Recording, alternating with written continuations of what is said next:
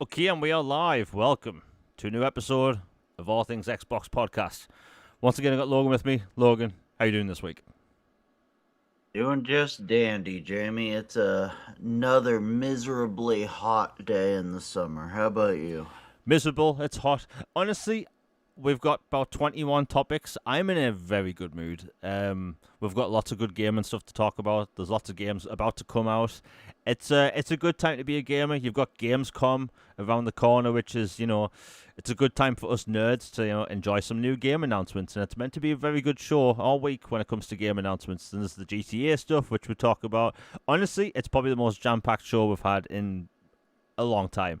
Now, for people just joining in or listening later, last week we didn't have a show because everything went wrong. My power went out last Tuesday, as well as Logan couldn't do the show, which is fair. Then on the Wednesday, things were a bit complicated, so we moved the show to Thursday, and then every internet service in the UK went down. So, last year, last week, that's why we didn't have a podcast, and finally we're back on track now. But yeah, everything's gone wrong. Technology wise, this show almost didn't happen today because YouTube's having issues in the United Kingdom. But we're here, we're live, and it's going to be a good time. Now, before we get into what we've been playing, and yeah, I just got Nick W's super chat, which we'll go over in a second, and thank you very much for the $9.99. Logan, what have you been playing? Oh, I've been playing a bunch of different stuff. Been plowing through Doom the Dark Ages. Just man, what a game. Yeah. I love all the weapons in that game. It has always been great at making you just feel like this unstoppable Hulk of a man with these killer guns, and you're just like this emotionless death machine, and you just march through and rip and tear. But they really took it up a notch with Dark Ages, and it's just like I love using the mace and the bone gun, which is so much fun. The breach shot thing, the shield. I like the dragon parts. I know they're not for everybody, but I enjoy them. So I've been playing that. I finished Dispatch. I've played through it twice. Nice. Once with Invisigal ending, once with Blazer ending or Mandy ending, depends on who you ask. And then really love that game. Felt like literally classic Telltale, like straight from them. The DNA was there. I I know they haven't technically confirmed a sequel yet, but we better be getting a Dispatch too. Like All the happen. way it's gotta happen, Yeah. you would think. It just popped off too good. The writing is hilarious. I about fell out of my chair at the Forrest Gump joke section. That was really funny and unexpected. And yeah, just love that. Been playing, a little bit of Power Wash Sim too, just to chill, the Star Wars stuff.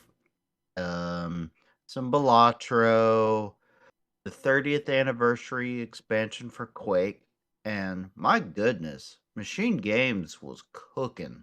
Oh, yeah. They are on their A game for this. It is really cool.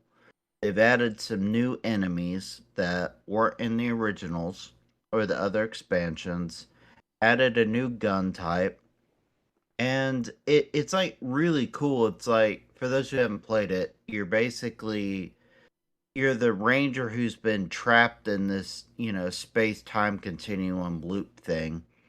And you have to go and collect these 4 runes across 19 missions and then defeat this mother deity thing to escape.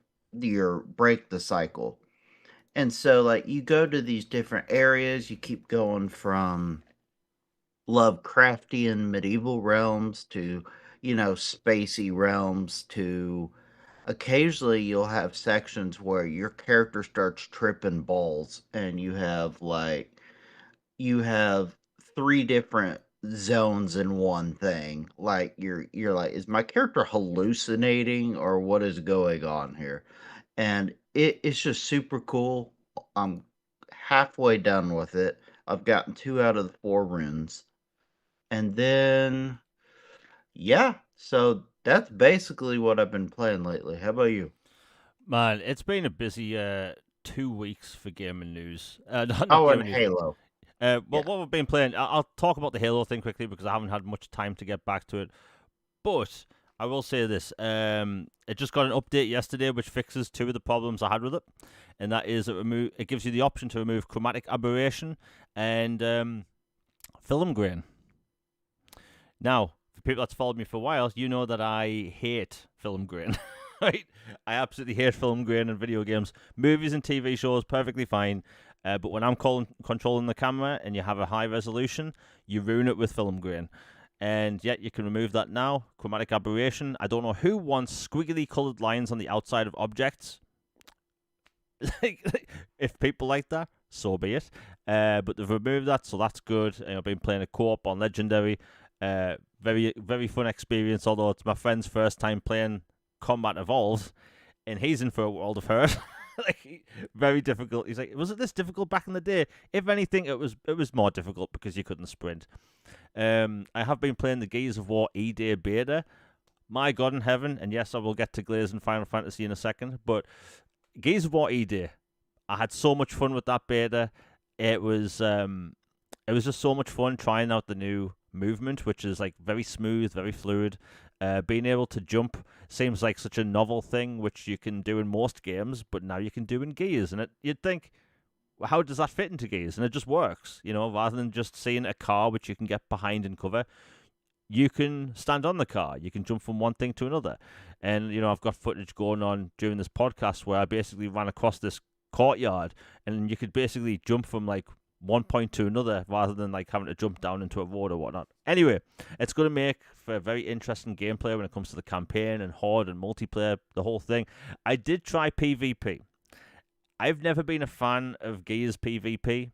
It's not really my thing, and anyway, I loaded it up with my friend, and let me tell you, we got absolutely owned, because let's be honest, when people do Gears PvP, they do the whole shotgun thing, right? They go from wall to wall doing the whole, Nasher thing, and that isn't my cup of tea. I love using the Lancer in Gears, and there's no place for the Lancer, apparently, in PvP. But Horde has always been my thing when it comes to multiplayer, and it's so much fun. Logan, I'm guessing you didn't get a chance to play the Gears of War E-Day beta. No, I have not. It's so much fun. It was like 90 gigabytes or something like that, but Good Lord, for a beta? yeah, I mean, it seems like the thing these days, Final Fantasy demos have been 90 gigabytes. The thing is, I think the reason why the file was so big is just because of the amount of detail in the assets, because my God, the detail in Gears of War E-Day is absolutely incredible. I was playing on performance mode, and it is beautiful. The amount of detail in the environments, just the way everything interacts, little bits of like concrete coming out of the wall when you shoot them and stuff, and you can see this is the Coalition flexing their muscles when it comes to Unreal Engine 5. It's beautiful. Absolutely beautiful. Like, look, can you remember when this gen started, or even beforehand, how we kept hearing about the magnificence of Unreal Engine 5, and then we didn't really see it for 5 years. You see that here. It is a very technical game when it comes to Unreal Engine 5. There's a lot going on, and it doesn't look super realistic, and that's the thing about Gears. Gears has never looked realistic, but it's always been like the most detailed game at the time, and you have that with Gears of War E-Day. It looks incredible. It's still got that Gears of War look, and it just works. But yeah, the Gears of War E-Day beta is over now. We have to wait till launch, which is a bit sad because I really want to play that beta some more. Horde's always so much fun. And by the way, nobody's mentioned this, and maybe this is because spoiler alert for people that don't know, I'm kind of a Mass Effect fan. The new Siege mode for Horde, it's basically Mass Effect 3 multiplayer. And nobody else online has brought this up. No one. The way it plays, the way it goes, the way that even like the way the match ends, right? You have to fight a final wave of enemies while the vehicles coming to extract you from the level. That's Mass Effect 3 multiplayer, and there's just a bunch of different things that are from that game. So like, I love the fact that we basically have one of my favorite multiplayer modes of all time mixed into Gears of War, which is really cool. Which is funny because that was a spin off Gears of War Horde mode. But yeah, and obviously I've been playing Final Fantasy VII Rebirth. Now, I will link this into what Nick W's super chat was on about. So thanks again for the $9.99, Nick W. He said, "How would you rank the mainline Final Fantasy games? I recently just finished Final Fantasy 1 and 2, and I'm close to beating 3 for the first time ever. I think Final Fantasy 2 is very underrated." I mean, that's a good question. Long story short, I played a lot of the numbered Final Fantasy games when I was really little. So like, it's been a while for me, but I'll basically go over my favorites. Final Fantasy X. That's my favorite Final Fantasy game of all time. I adore that game. And yes, Tidus's laugh is one of the most annoying things in the universe. But you know what? That's the charm of the game. And that came out in an era where, if a video game came out, you had to have it set in a tropical setting. You had to have a tropical island. You had to have a beach. It's like every game back then had to be set on a tropical island, and it just worked. And I love Final Fantasy X.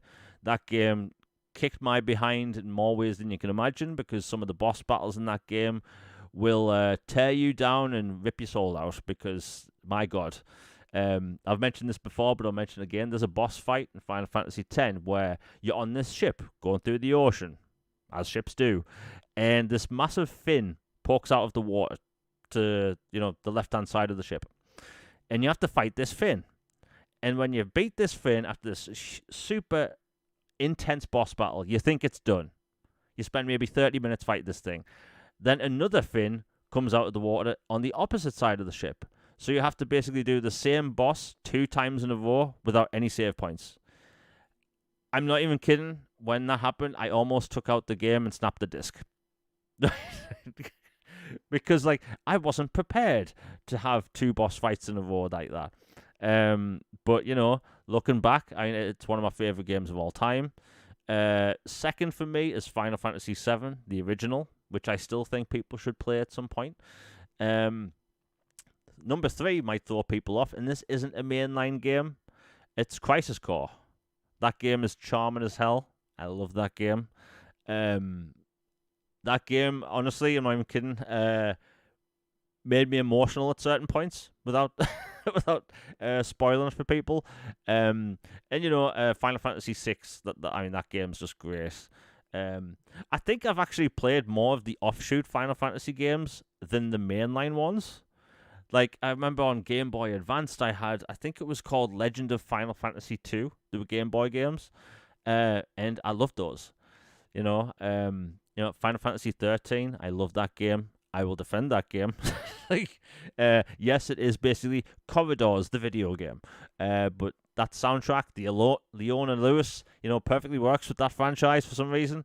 It was very much a game of its time, though, and that came out at a time where Japanese developers were trying to still grasp the idea of HD graphics. So that's why a lot of JRPGs that generation didn't have towns or lots of towns, because, the amount of detail they're putting into them. But nobody was putting that much detail into games as much as them back then. So you could see why. But honestly, as a Final Fantasy fan, I'm just in a very good mood.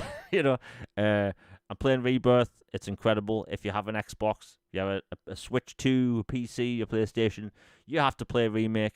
You have to play Rebirth, or else it's the law. By the way, Logan, did you get any further in the Remake after the demo? I have not yet. I've been playing through a bunch of other stuff in my backlog. Okay.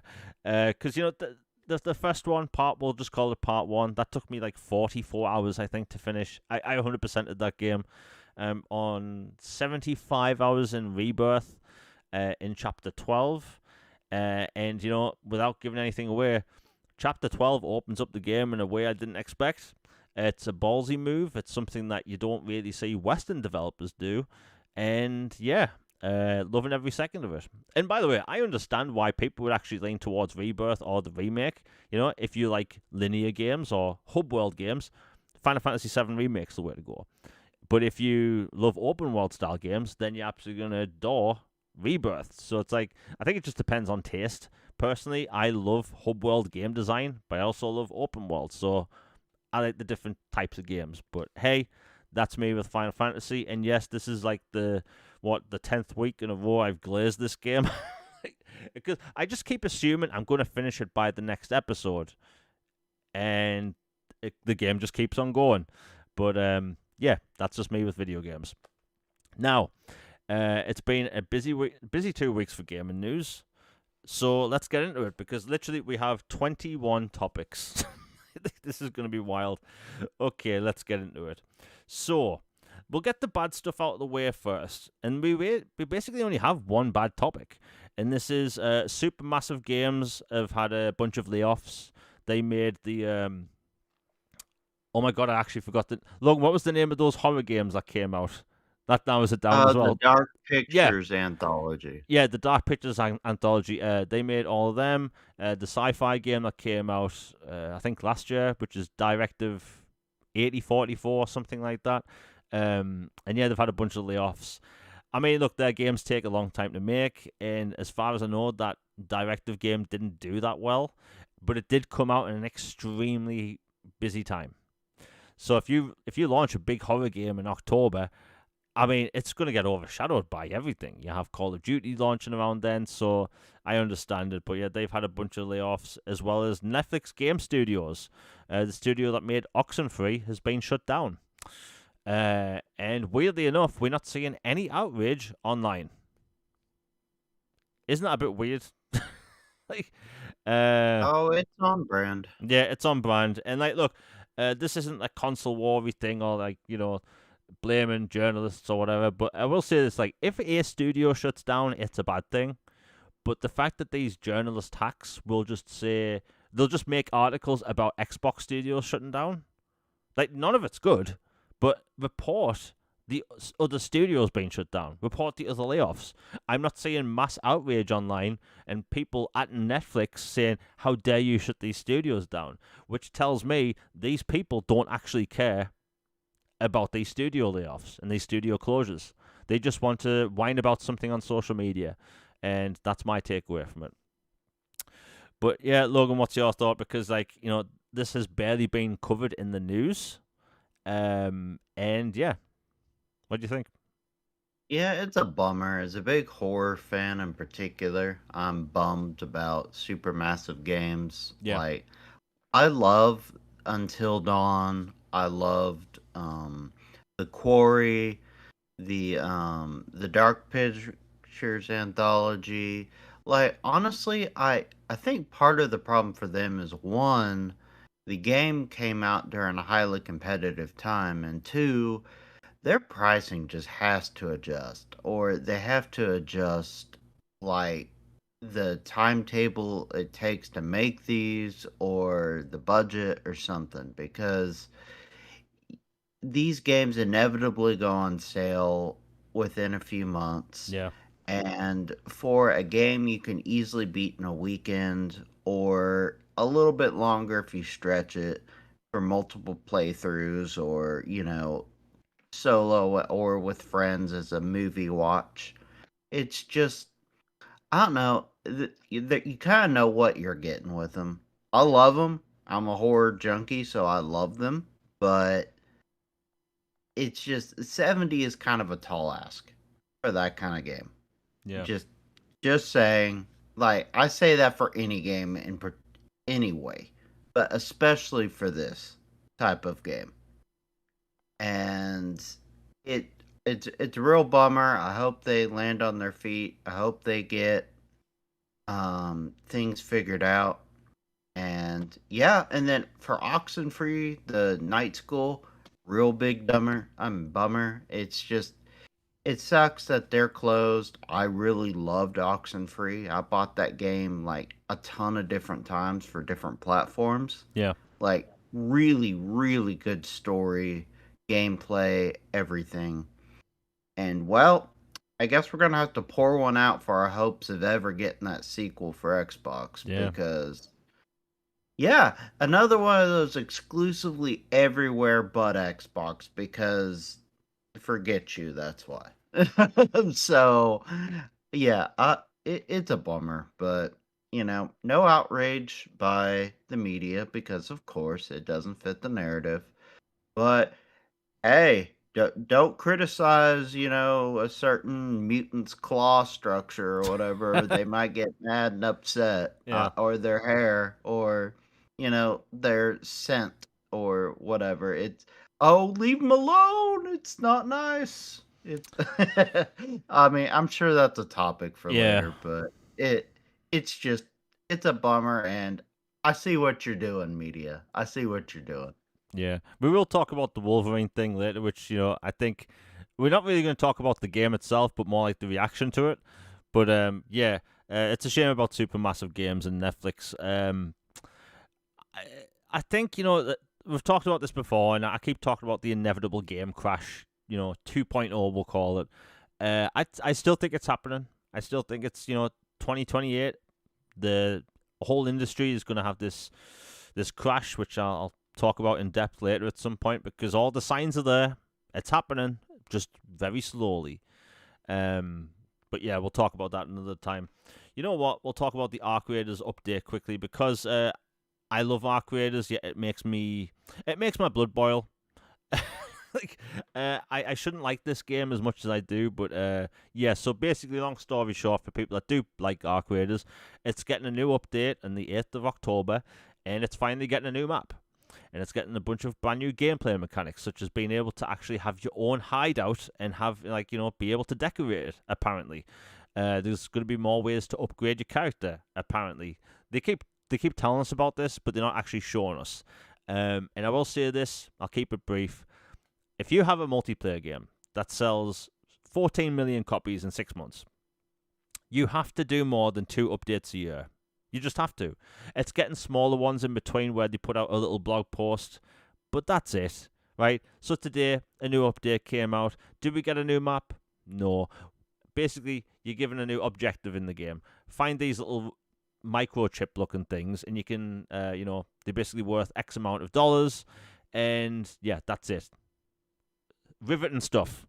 Embark, riveting stuff. And by the way, there's a cheating problem on Arc Raiders where it's filled with cheaters. And rather than address it, because this is why a lot of the big streamers aren't playing Arc Raiders anymore, because it's riddled with cheaters. Rather than addressing the cheating problem, there's these little plastic ducks you can pick up in the game and you can sell them. And that's how you get decent money in the game. Well, this made my blood boil. Rather than addressing the cheating problem, they said, oh, look, we have a bunch of new duck designs in the game.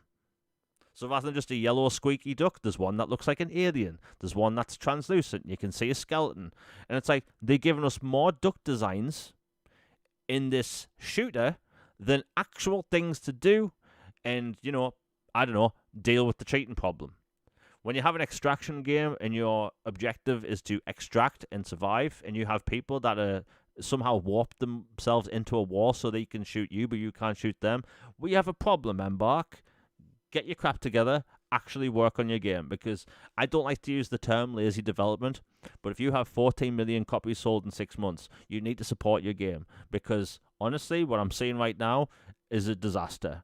You have Call of Duty DMZ coming out in October, which is, honestly, and I'm saying this as an Arc Raider fan, I think DMZ is going to absolutely demolish Arc Raiders. With everything they've talked about with the game, all these mechanics that's actually going to be very useful to the player, stuff that only Arc Raiders could dream of. And if I sound annoyed, it's because I am. You can't sell 14 million copies in 6 months and just not support your game. It's lazy. Anyway, we'll move on. That's me annoyed. And that's basically all the bad stuff out of the way. Now, this is the last one. EA. So EA is officially being bought by the Saudi Arabian government. The deal went through. It's all done. And apparently, I didn't really... Basically, if I read a bunch of gobbledygook by, stockholders and stuff, it sends me to sleep and my brain turns off. Long story short, because EA has been purchased for X amount of $1 billion, they've basically been put into, I think, $20 billion debt as a company. So they wanted to sell off some IP in video games. Now, this is where I had basically I was going to say a heart attack, but let's just call it heart palpitations, because obviously me with EA, it's all about Mass Effect. Well, let me tell you, I'm very concerned for the future of BioWare. And look, if you're an EA fan, I'm doing air quotes because is there really anyone that's a fan of EA? They basically have the sports games that they aren't going to sell. Their sports games print money, so those aren't to worry about. They have Respawn. Yeah, I know it's not just Saudi Arabia, but I'm trying to condense this topic so I don't talk about it for 5 hours. But basically, they do the sports games, which they aren't going to sell off. They have Respawn, which is basically their single player and multiplayer studio, which makes money. Star Wars games. They have the studio that made the Dead Space remake, but they are making the single player Iron Man game, which is apparently still coming out. So, to me, this leads to one outcome, and that's BioWare being sold off. I honestly think that I see BioWare being the studio that's sold off. I see Dragon Age and Mass Effect as IPs being sold off. And I think the worst outcome, might actually be the most realistic one. And I do not want this to happen, but I think this will happen. I think BioWare will get shut down and they will sell off the IP. We don't know the state of Mass Effect 4 at the minute in any capacity. We keep getting these little teasers every November 7th. Sometimes it's a little video, which is kind of, super vague. We get some concept art, which is also super vague. And they don't actually directly tell the fans when this game is set, because let me tell you, if this game is what I think it's going to be, it's going to fail.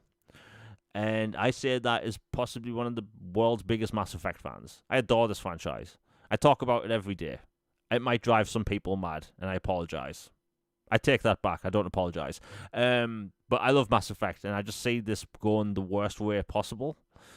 I don't want to be all doom and gloom about it. Like, Mass Effect as a franchise went down the toilet after Andromeda, simply because, EA put the franchise into quote-unquote hiatus.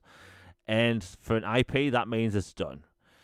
And, because of the single-player success of Jedi Fallen Order, EA was actually willing to make single-player games again, which is lovely. And let them use Unreal Engine again, which is great because most of the developers at EA are familiar with Unreal Engine. But when I see this news and I see them maybe selling off IP and studios, to me, it just tells me that it's going to be BioWare. Dragon Age as a franchise is effectively done. So, that franchise, they can sell that off. If anything, you can get Larian to make some badass Dragon Age games. I think Larian would probably be the best fit for Dragon Age.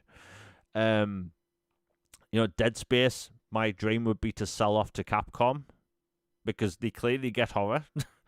But I think it's BioWare. I think it really will be BioWare. I want to be wrong, and if I am wrong, I win. And if I'm right, I lose. So it's this is an awful situation. Logan, what do you think? Because this is it's an awful situation as a fan, but looking at EA Studios, I can't see them selling off basically anything other than BioWare.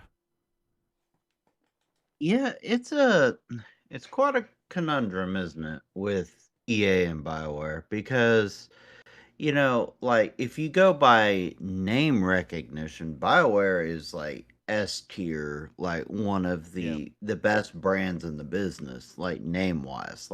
Everybody who's anybody knows BioWare. Their name, their reputation precedes them. They were, the best studio out there for a long time, and the preeminent RPG maker. Made the best Star Wars story, or one of the best Star Wars stories ever told. They've done Mass Effect, Dragon Age, all this stuff.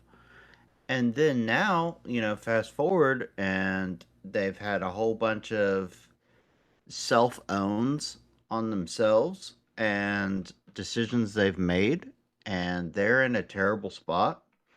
And with the new ownership and what comes with that, they are definitely in the most precarious spot right now. out of all of the teams. And I always question if EA would actually sell off IPs because they're like this dragon that just hoards IPs, even if they're long dead, dusted, and buried, like maggoty. Like there's not a chance of life at all for this thing. They will not get rid of it, but they won't. Sure as heck won't let anybody else do anything with it either. So if they were to actually sell some stuff off, I think they have a lot of IP people would be interested in. Like you have Dante's Inferno, you have Jade Empire, you've got um Mass Effect, you've got Dragon Age, like that's just to name a few. And Dead Space, like they have IPs that people would want. 100% they have IPs that people would want. It's just if they would actually sell them or not. To me, BioWare's fate itself is fair or not, all in on Mass Effect. If Mass Effect is everything it can and should be, they're good. If it falls short of that, well, you know, turn the lights out and adios. I don't think they get sold. I think they just get straight up, plug yanked, honestly. Yeah. Um and like you, like they'll either sell the IP or keep it. I would throw Amazon out there just as a name to keep an eye on for Mass Effect in particular because they have that series Oh that's yeah, yeah. coming. And even though they don't technically have game stuff right now, if you already have the series going, you might as well fully own all the rights for the IP, and which includes games and um, you know, marketing, apparel, merchandise, all that. So go ahead and just buy it out all right. So then you can then, even if you don't have studios, license it out to other studios and teams to make Mass Effect games, kind of like Lucasfilm did with, Star Wars stuff back in the day. With, Knights of the Old Republic was from BioWare, Sith Lords was from Obsidian, Republic Commando from Pandemic, Jedi Knight from Raven, etc., etc. So I would just say keep an eye on Amazon if something happens with Mass Effect. Yeah, the Amazon thing really does make sense now that you mention it. I want to see success from that studio because Anthem had a lot of hype. It didn't turn out that well. The broken netcode alone for me was terrible. And that, do you know what really annoys me about Anthem is that they had such a gem there, right? That if they just continued supporting, made content, but that game structure made no sense. You're this third person game where you're flying around like Iron Man, fighting, basically aliens. And then you're walking around in first person, or at least at the time you just felt like a first person camera, interacting with people. Like, it was such a bizarre game. You have Mass Effect Andromeda, which was. I'll leave it at that. um, and then you have what, Dragon Age: The Veilguard.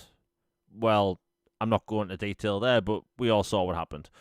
So it's like they need a win. They need a big win. Like if they get out a new game and it doesn't sell like 10 million copies, it's done, man. It's over. Unless Mass Effect 4 is the game that it needs to be, which it won't be. And I will eat some humble pie if that game comes out and it blows away everyone's expectations and it's the game it needs to be. I will eat the biggest piece of humble pie and I'll have a grin on my face because I'll have a great Mass Effect game. But what are the odds of that happening? Most of the people that worked on the great Mass Effect games don't work there anymore. You have basically people that have worked on Dragon Age: The Veilguard, and that doesn't give me any confidence whatsoever. But we'll see what happens. I just want the best for that game. And I think it will be very, very telling when it comes to November 7th, and we actually get N7 Day. And depending on what they show and what the reaction is to it, I think that will be very telling. because Dragon Age did so bad that basically the head of the next Mass Effect game, Mike Gamble, said, "Look, the next Mass Effect game, it's going to be adult in tone, right? Because that was one of the biggest things about Dragon Age, where it felt like they toned it down because in a dark fantasy game, shouldn't it be a dark fantasy game? And what they made was not a dark fantasy game. So they had to basically reassure the fans that, yeah, Mass Effect, it's going to be an adult game. Great. But I need to be shown proof. I need to be shown that, hey, this is the game it needs to be. And for people that Do we even know what adult-oriented game even means in the year 2026 anymore? Because, like, growing up, I knew what that meant. Like, it was mature, it was dark, it was gritty, it was heavy themes. But then all these studios now keep saying adjusted for modern audiences, which is one of the biggest red flag phrases you can ever say for a title. yeah, Point blank. I mean, it could be anything at this point, like maybe there's a splash. I put it like this: this is how soft people have gotten. Maybe this is a bit of a rant. So I started watching the wrestling again last year when WWE start having their stuff on Netflix, right? And people have noticed this past 2 weeks that they are blurring out blood.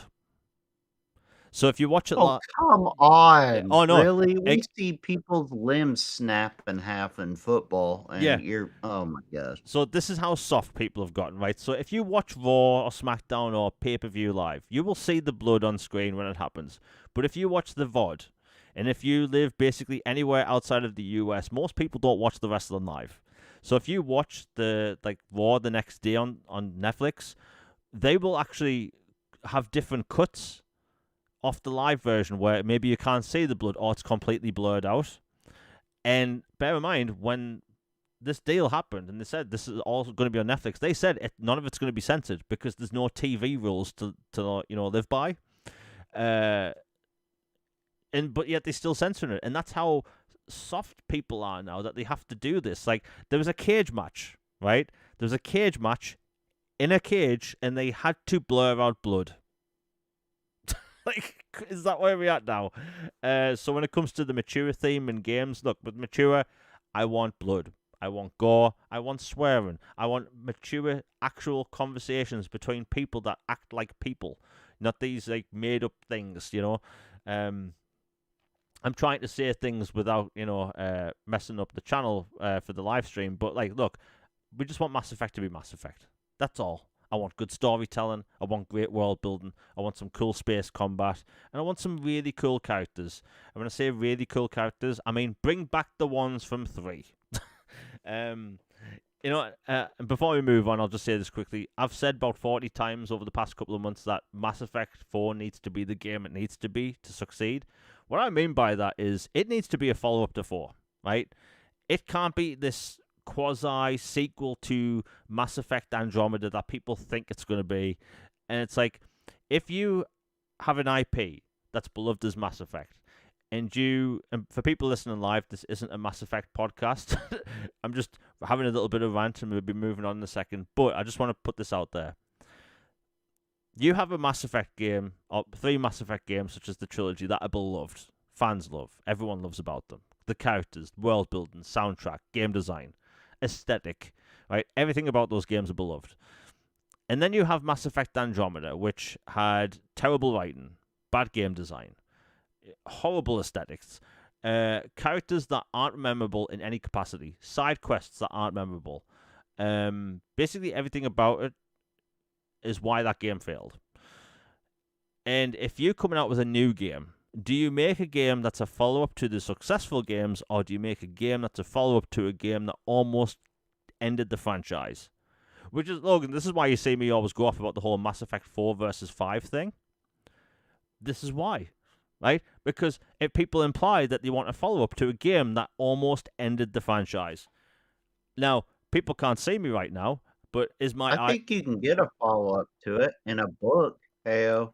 Yeah, if they want to do a book, I'm fine. Hell, I'll even post about it on Twitter saying, hey, there's an Andromeda book. Have at it, but let me have my proper game now. Because honestly, by the way, my tweets are still up. If you go back and see my Mass Effect Andromeda tweets, you could tell I was having a good time. I was posting screenshots and videos every day. And then do you know what happened when I finished that game? I just didn't go back to it. Didn't talk about it. Didn't praise the game. Didn't hate on the game. I just didn't go back to it. And that was very telling for me at the time. And that's when I about a week after I finished that game, I realized what my full opinion of that game was. So I don't actively attack people on social media for liking that game, but I will not hold back my thoughts when I'm talking about it, because my God, I looked forward to that game more than any. This was GTA and Halo. I was going to say Halo. This is GTA 6 and Half-Life 3 combined for hype when it comes to me, right? And then the game came out, and it was just the definition of disappointment and regret. Hell, the merchandise for that game is better than the game. But anyway, we'll move on. I just hope EA, they treat that studio right. They get out a good game. That's all I want. Let's see what we have now. Okay, so Ubisoft is putting out updates for older games, which is great. Now, since the last show, Ghost Recon Wildlands, which is an excellent game, by the way. And if you're new to the stealth action franchise, congratulations. It's in Game Pass Ultimate. It's a really fun game. And you don't have to play it with other people if you don't want to. You've got AI squad mates, which are excellent in that game. It's a super fun game. Well, anyway, it got a next-gen update. It's now 4K 60. And that game came out at a weird time. But yeah, all these years later, it's got a next-gen update.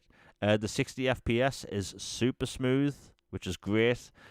Logan, you haven't played that game, right? Nope, not a second. Okay, well, for people that haven't played it, it's so smooth. It looks great now, and they got out new content for it. There's a new mission. The Predator mission is back, so for people that don't know, you can actually fight a Predator in that game, and it's super fun. It's tough as well. Not the Chris Hansen type. No. Yeah, definitely not that kind. Although, I'm sure someone will mod him in at some point. But yeah, super good game. I highly recommend it. And again, you can play that solo. You can play it co-op if you want.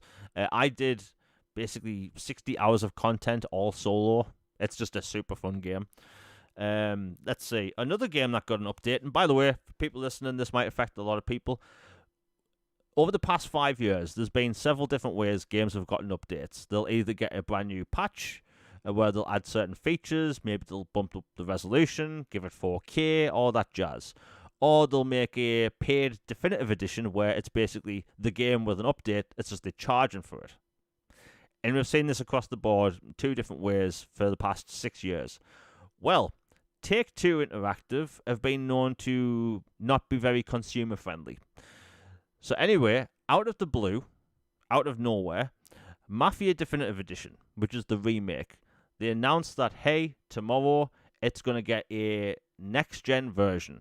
So people like myself that owned it digitally were like, okay, thinking, this is not going to be a patch. It's going to be a paid-for version.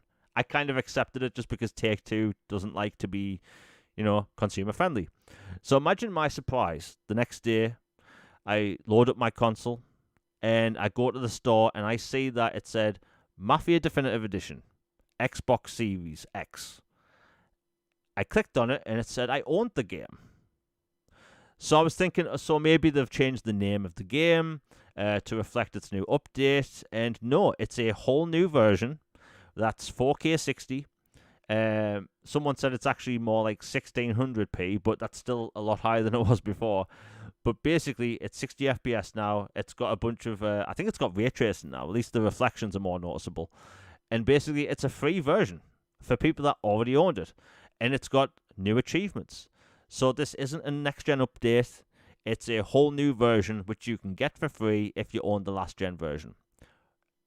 Honestly, I was kind of gobsmacked because Take-Two doesn't do consumer-friendly things. I played it. It's very good. Butter smooth at 60 now. Because before, playing at 30, that mode, when you're driving around, it's not exactly the best. However, that's not a problem now. So if you did buy Mafia Definitive Edition digitally back in the day, have a look on the store. It's called Mafia Definitive Edition Xbox Series X and S. and it will be shown up for free.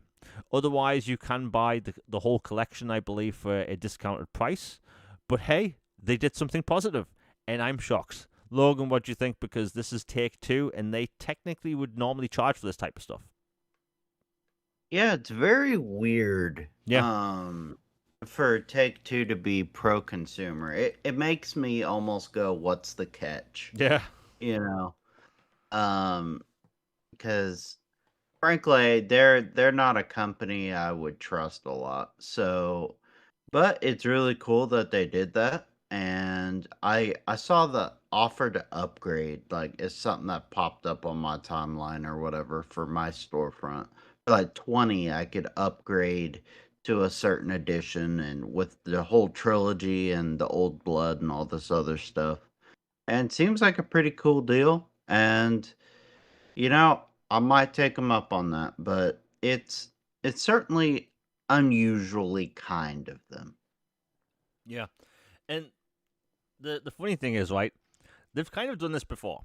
So, like Red Dead Redemption, the first one, it got a next gen version this year, and it was free for owners on Xbox 360. Now, to have a free version for a 2 generation old game, that blew my mind. Right? So like Take-Two, I don't know what they've done. I don't know who they've hired, but they're doing poor consumer things, which I didn't see coming. Like everyone else, you can kind of expect these things from now and then, but Take-Two, they just don't do things like this. And also, I just want to put this out there. I love that developers are going back and updating older games now. It took them a long time to do it, but I love it nonetheless. So be it Ghost Recon Wildlands or the Mafia remake, all these games are getting patches. It does basically make a lot more people go back to these games and replay them, but also brings them up on the store so people can maybe discover them for the first time. So you're going to have Mafia up in the sales chart again. You're going to have Ghost Recon, by the way, is in the top 10 again in the UK. Because it's an excellent game, and people have been telling me for years I'd play that game if it was 60, Jamie. And guess what? It is. So yeah, I'm in a good mood because of this, because like buying a game and then being told you have to buy it again just to play the update is like the least consumer friendly thing I've seen publishers do this generation, and they get away with it. And the fact that Take-Two of all companies are doing it for free, I don't know if I should be suspicious, but I like what they're doing. I like how they're moving, and I smell what they're putting down because I like it. How sad is it that we're so used to being screwed over as consumers that we actually surprised when something good happens? I know, right? That's the world we live in now. Like, what a joke. But hey, so if you own it again, check the store. It will be there. A bunch of people messaged me saying it's just showing up to pay for. Again, you have to search Mafia Definitive Edition Xbox Series X and S, and it will be there, which is lovely. Let's see what we've got next, because again, we still have about 15 topics to go. Okay, Xbox, and this has been one of the biggest things that myself and other people have been complaining about for years, is that Xbox merchandise hasn't really existed for a while. And Microsoft, they clearly on it, and they said they want to expand into merchandise. Well, 2 brand new Gears of War E-Day controllers were announced last week. They look super cool. In fact, that one of them has this sort of like 3D markings on it, where the controller is basically an emergence hole, and it looks super cool. And the other one is the Gears of War logo, insignia, and all that stuff. The COG logo. They look super cool, and I believe they go on for pre-order soon. I think Gamescom. Logan, did you check out those controllers? Yeah, they're very nice. They're both very different from each other. They look premium, both well done, and there's definitely things like if you're looking for a new controller and you're a big Gears fan, you might want to check them out. Plus, Ben Kenobi, who's a Oh yeah. great community member, he did a really cool custom Gears controller holder, like that's like a corpser like coming out of the ground Yeah. to grab a controller, and he did that in honor of a former community member who passed away, and it's so cool. Like there's a lot of great gear stuff going on right now. Yeah, and shout out to Ben Kenobi, by the way, because he did the channel art for this podcast. Uh, Super talented guy. Follow him on social media. He's arguably the most talented graphic designer, in my opinion, on the internet. His I work, mean, he's really good. Those coins he yeah, makes, like I have one, yeah, and they're awesome. He's chef's kiss, buddy. He's really good. yeah. I have 3 of those coins which he sent me, and honestly, I've been saying for years that Microsoft need to work with him. I was even atting people at Microsoft a couple of years ago, like, you need to work with this guy. And thankfully, it looks like that's happening, which is great.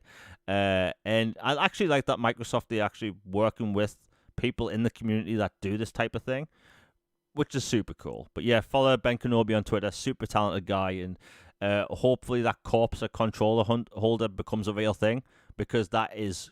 I don't typically buy tons of gamer gear, quote unquote, but I would buy that in a heartbeat. It looks so good. Oh, by the way, this was just announced before the podcast went live. So a long time ago, around about the time of Gears of War 3, Microsoft were making these physical lances which you could buy. And in the UK, they were super hard to get, and they basically sold out within seconds. I think the US had like 10 million for pre-order, while the UK probably had 12. Like, just 12 lances. So couldn't get one back in the day. Well, anyway, it was just announced today that you're going to be able to pre-order a full-on life-size 1-to-1 physical prototype lancer. It looks amazing. My God in heaven. I think I know my new investment. Yeah, and like I've been straying away from like getting collector's editions and stuff because, space. But I'm looking at that lancer thinking, I never got a chance to get one back in the day, and it does look cool. So yeah, that might be the next gaming centric purchase. And also another thing that was announced. Oh, by the way, they've been going crazy with merchandise today, which I think that one of the things Xbox wants to do is become more of a console centric image again. They want to be in the eyes of the gamer everywhere worldwide, which is great. So 2 things were announced for the UK, which I'm actually surprised. So people in the UK know that Xbox sort of events don't really happen here that often. Xbox deals. We see that Xbox partner with certain drinks in the US. We don't typically get those in the UK. So like, we kind of just roll our eyes thinking this is another thing we don't get. Well, it looks like Microsoft are starting to put attention back on the UK again, which is big, because they haven't done this since the 360 generation. So anyway, Xbox has partnered with McDonald's, and you're going to be able to get Gears of War skins and other things in like Happy Meals and stuff. Unfortunately, my city doesn't have a McDonald's anymore, so I'm going to have to try and figure something out. But yeah, McDonald's gamers in the UK, like, hey, I don't eat processed food, long story short. But hey, might have to break my rule. But yeah, Halo, and I think that Diablo was on the list as well. And the last thing when it comes to physical stuff is that Xbox has partnered with IKEA. Now, I like IKEA simply because I like the minimal aesthetic. And 2 of the things that were announced today, which excuse me, 2 of the things which are announced today, which are going to be fully revealed at Gamescom, as well as other things, is that a giant directional D-pad pillow cushion thing, which looks cool, and also a Xbox analog stick footrest, I think it was. Honestly, it looks super cool. Again, I don't normally lean towards the gamer look stuff, because I'm a minimalist fan. But Logan, did you check these out at all? Yeah, they're actually pretty fun looking. Like, I'm not sure if like I would personally buy them, Yeah. but I like that they exist for people, and I think it's a good thing marketing wise to have out there again. Yeah, because like PlayStation for years, look, if you look at any PlayStation centric YouTuber, content creator, if you look, they always wearing these PlayStation, centric hats, PlayStation centric T-shirts. They have PlayStation everything in the background: signs, logos, plushies, figurines. And by the way, I think that's perfectly fine. Like, if you have a brand, sell it. Xbox for the longest time, they haven't really done that, and it looks like they're finally doing that, which is what I've been trying to tell them for years. And honestly, I think it's an analog footrest. And let's be honest, if I buy that, my cat's just gonna lie on it, which is fine. He'll get more use out of it than me. That seems to be the thing with my cat. He gets to use everything first. But hey, IKEA stuff, all cool. And IKEA stuff is usually reasonably priced, which is cool. So yeah, keep an eye out on Gamescom because we're going to get some more IKEA stuff, which I'm all down for. Now, for people listening live, we're about an hour into the show. We didn't have a show last week because of technical reasons and all that stuff. So if you're enjoying the show, please hit the like button. It does help with the algorithm, especially if we haven't had a show for 2 weeks. Sharing it out also does help the channel as well, helps the channel and podcast grow. And if you want to support the channel with super chats, if you want any topics added into the show or answered, it's greatly appreciated, and all that money gets put back into the channel. Anyway, we still have a bunch of big topics to go. You know what? Well, actually, I'm going to shift these topics around because we have some really fun stuff. So, Modern Warfare 4 got a campaign trailer. This is the first Modern Warfare we've had for next gen only. And honestly, it looks absolutely bonkers. The game's set in Korea. It's set during a new fictional war, and it looks amazing in action. The game takes place shortly after the events of Modern Warfare 3, and if you've played Modern Warfare 3, you know how that finishes in such a way. Honestly, this campaign looks amazing. The big surprise though is that when the beta drops, you're going to be able to play, I think, 6 different maps, or it might be 4 different maps, which is 3v3. And you're going to be able to play a brand new Warzone Resurgence map, but as well as a campaign mission, which we haven't really... Oh, okay, for some reason the video stopped. Oh yeah, by the way, for people watching live, before we went live, YouTube's been having issues in the United Kingdom, so if the video all of a sudden stops, that's why. It's out of my hands at this point, and I apologize. But the audio should be fine as far as I know. Anyway, this is going to be the first beta for a Call of Duty game that actually includes a campaign mission. It's going to have one whole mission, and it's the one we saw in the trailer. This game looks phenomenal. I'm a huge fan of single-player, first-person shooter campaigns that are linear, and it looks incredible. Logan, did you check this out, or what do you think of them actually including a campaign mission in a beta? I actually think it's cool to include a campaign mission because it'll, for the folks like me who predominantly just play the campaigns and then call it a day for Call of Duty. Yeah. For now anyway, it'll give me a taste of what to expect, and I like that. And from the early impressions, it sounds like they're cooking in the right direction with this one. Yeah, I mean, look, after what happened this past 2 years, we had back-to-back Black Ops games, and the reception to Black Ops 7 was not positive in any way. And they put out a statement saying, look, people clearly don't want back-to-back, brand games, right? So no Black Ops 2 years in a row, no Modern Warfare 2 years in a row. And considering Modern Warfare, Black Ops 8 won't be going into production until like early next year, I think. That means maybe next year we will actually have a game that isn't Modern Warfare or Black Ops. At least that's what I took from it. But hey, Call of Duty, it's exciting. I love playing Warzone with one of my friends. We have such a great time playing that. And, multiplayer PvP isn't really for me anymore outside of Warzone. But hey, the guns look great. The graphics look great. And look, DMZ is absolutely going to crush it online. DMZ, I think, is going to be a worldwide phenomenon. Like, people aren't ready for what this game's going to be. If it is what they've been saying. Because the first version of their extraction mode was a complete failure. Nobody liked it. It was jank, we can say. Nothing was really explained to the player. It was very underwhelming. And this new one, it sounds amazing. The footage we've seen so far. So, like, Call of Duty, Infinity Ward, they've been cooking, especially after last year's mess. I put it like this. I love single-player, first-person shooter campaigns. Do you know how bad a Call of Duty campaign has to be for me to not play it? I didn't finish last year's campaign because it's not good. You have spongy enemies. You can't pause the game. It's like what weird game design that was. Um, but yeah, let's move on. You know what? This was actually very good news. So normally in the gaming space, we get shadow drops, and they're always very surprising. Anyway, last week, a certain video game literally showed up on my feed the second it was announced, and that was Lord of the Rings: War in the North. This is a RPG that came out in 2011. It actually came out 10 days before Skyrim, so not the best launch time.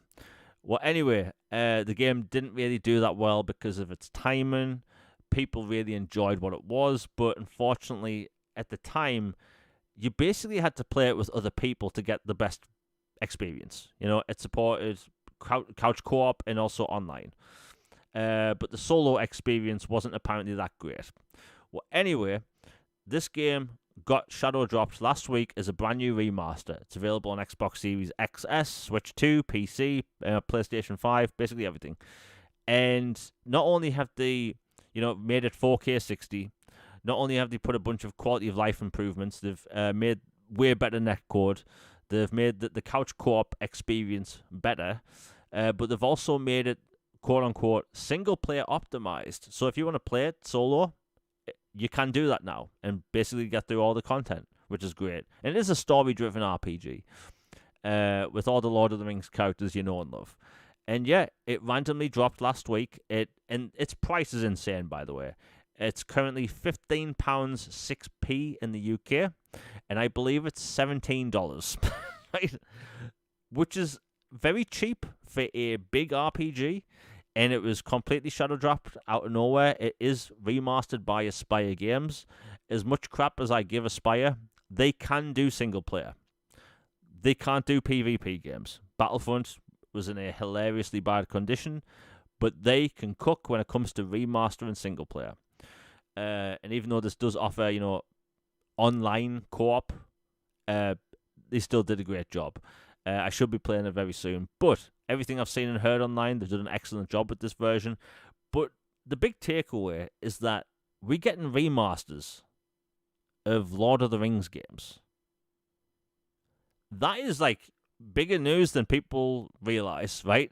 Because we talk about all the time that these licensed games, they come out, they last 1 year, 2 year, they eventually delisted, and, for years later, people reminisce over them. They talk about them, wishing they would come back. And deep down, we kind of know that these licensed games really can't. Now, this tells us we can see more. Anyway, when this game was announced, I instantly messaged Logan on Twitter and said, look, we might see more. And then it came out literally an hour later. Aspire are making multiple remasters of other Lord of the Rings games. Now, you know that scene at the end of Return of the Jedi where everyone's celebrating? Oh, yes, the Ewoks, Yep. the fireworks, the ghosts. Yep. Yeah. That was, I'm not even kidding, that was the Lord of the Rings game fan base on Twitter last week. like people losing their marbles. Because Embracer bought the Lord of the Rings game rights back in 2023, I believe. And one of the things we mentioned at the time was like, wouldn't it be cool if they could bring back older games? Turns out that's the case. So we were right. And yeah, more gaming goodness. Logan, I know you were excited about this because like a lot of these games we've lost to time. We always think that like these licensed games can't come back, especially as a IP such as Lord of the Rings. These games can't come back. Well, they can, and they are. Yeah, this gives you massive hope for some of the other, big IP games, Cough Cough Transformers, X-Men, more Star Wars stuff, like all that. And this is just incredible news. I bought it immediately after you sent me the message. Like, I was like, okay, I'll put my money where my mouth is. And I went and I bought it immediately, downloaded it. It's ready to go. I'm so happy it's back. Like, this just opens up so many possibilities. Like, go ahead and remaster the original trilogy films, you Yep. know?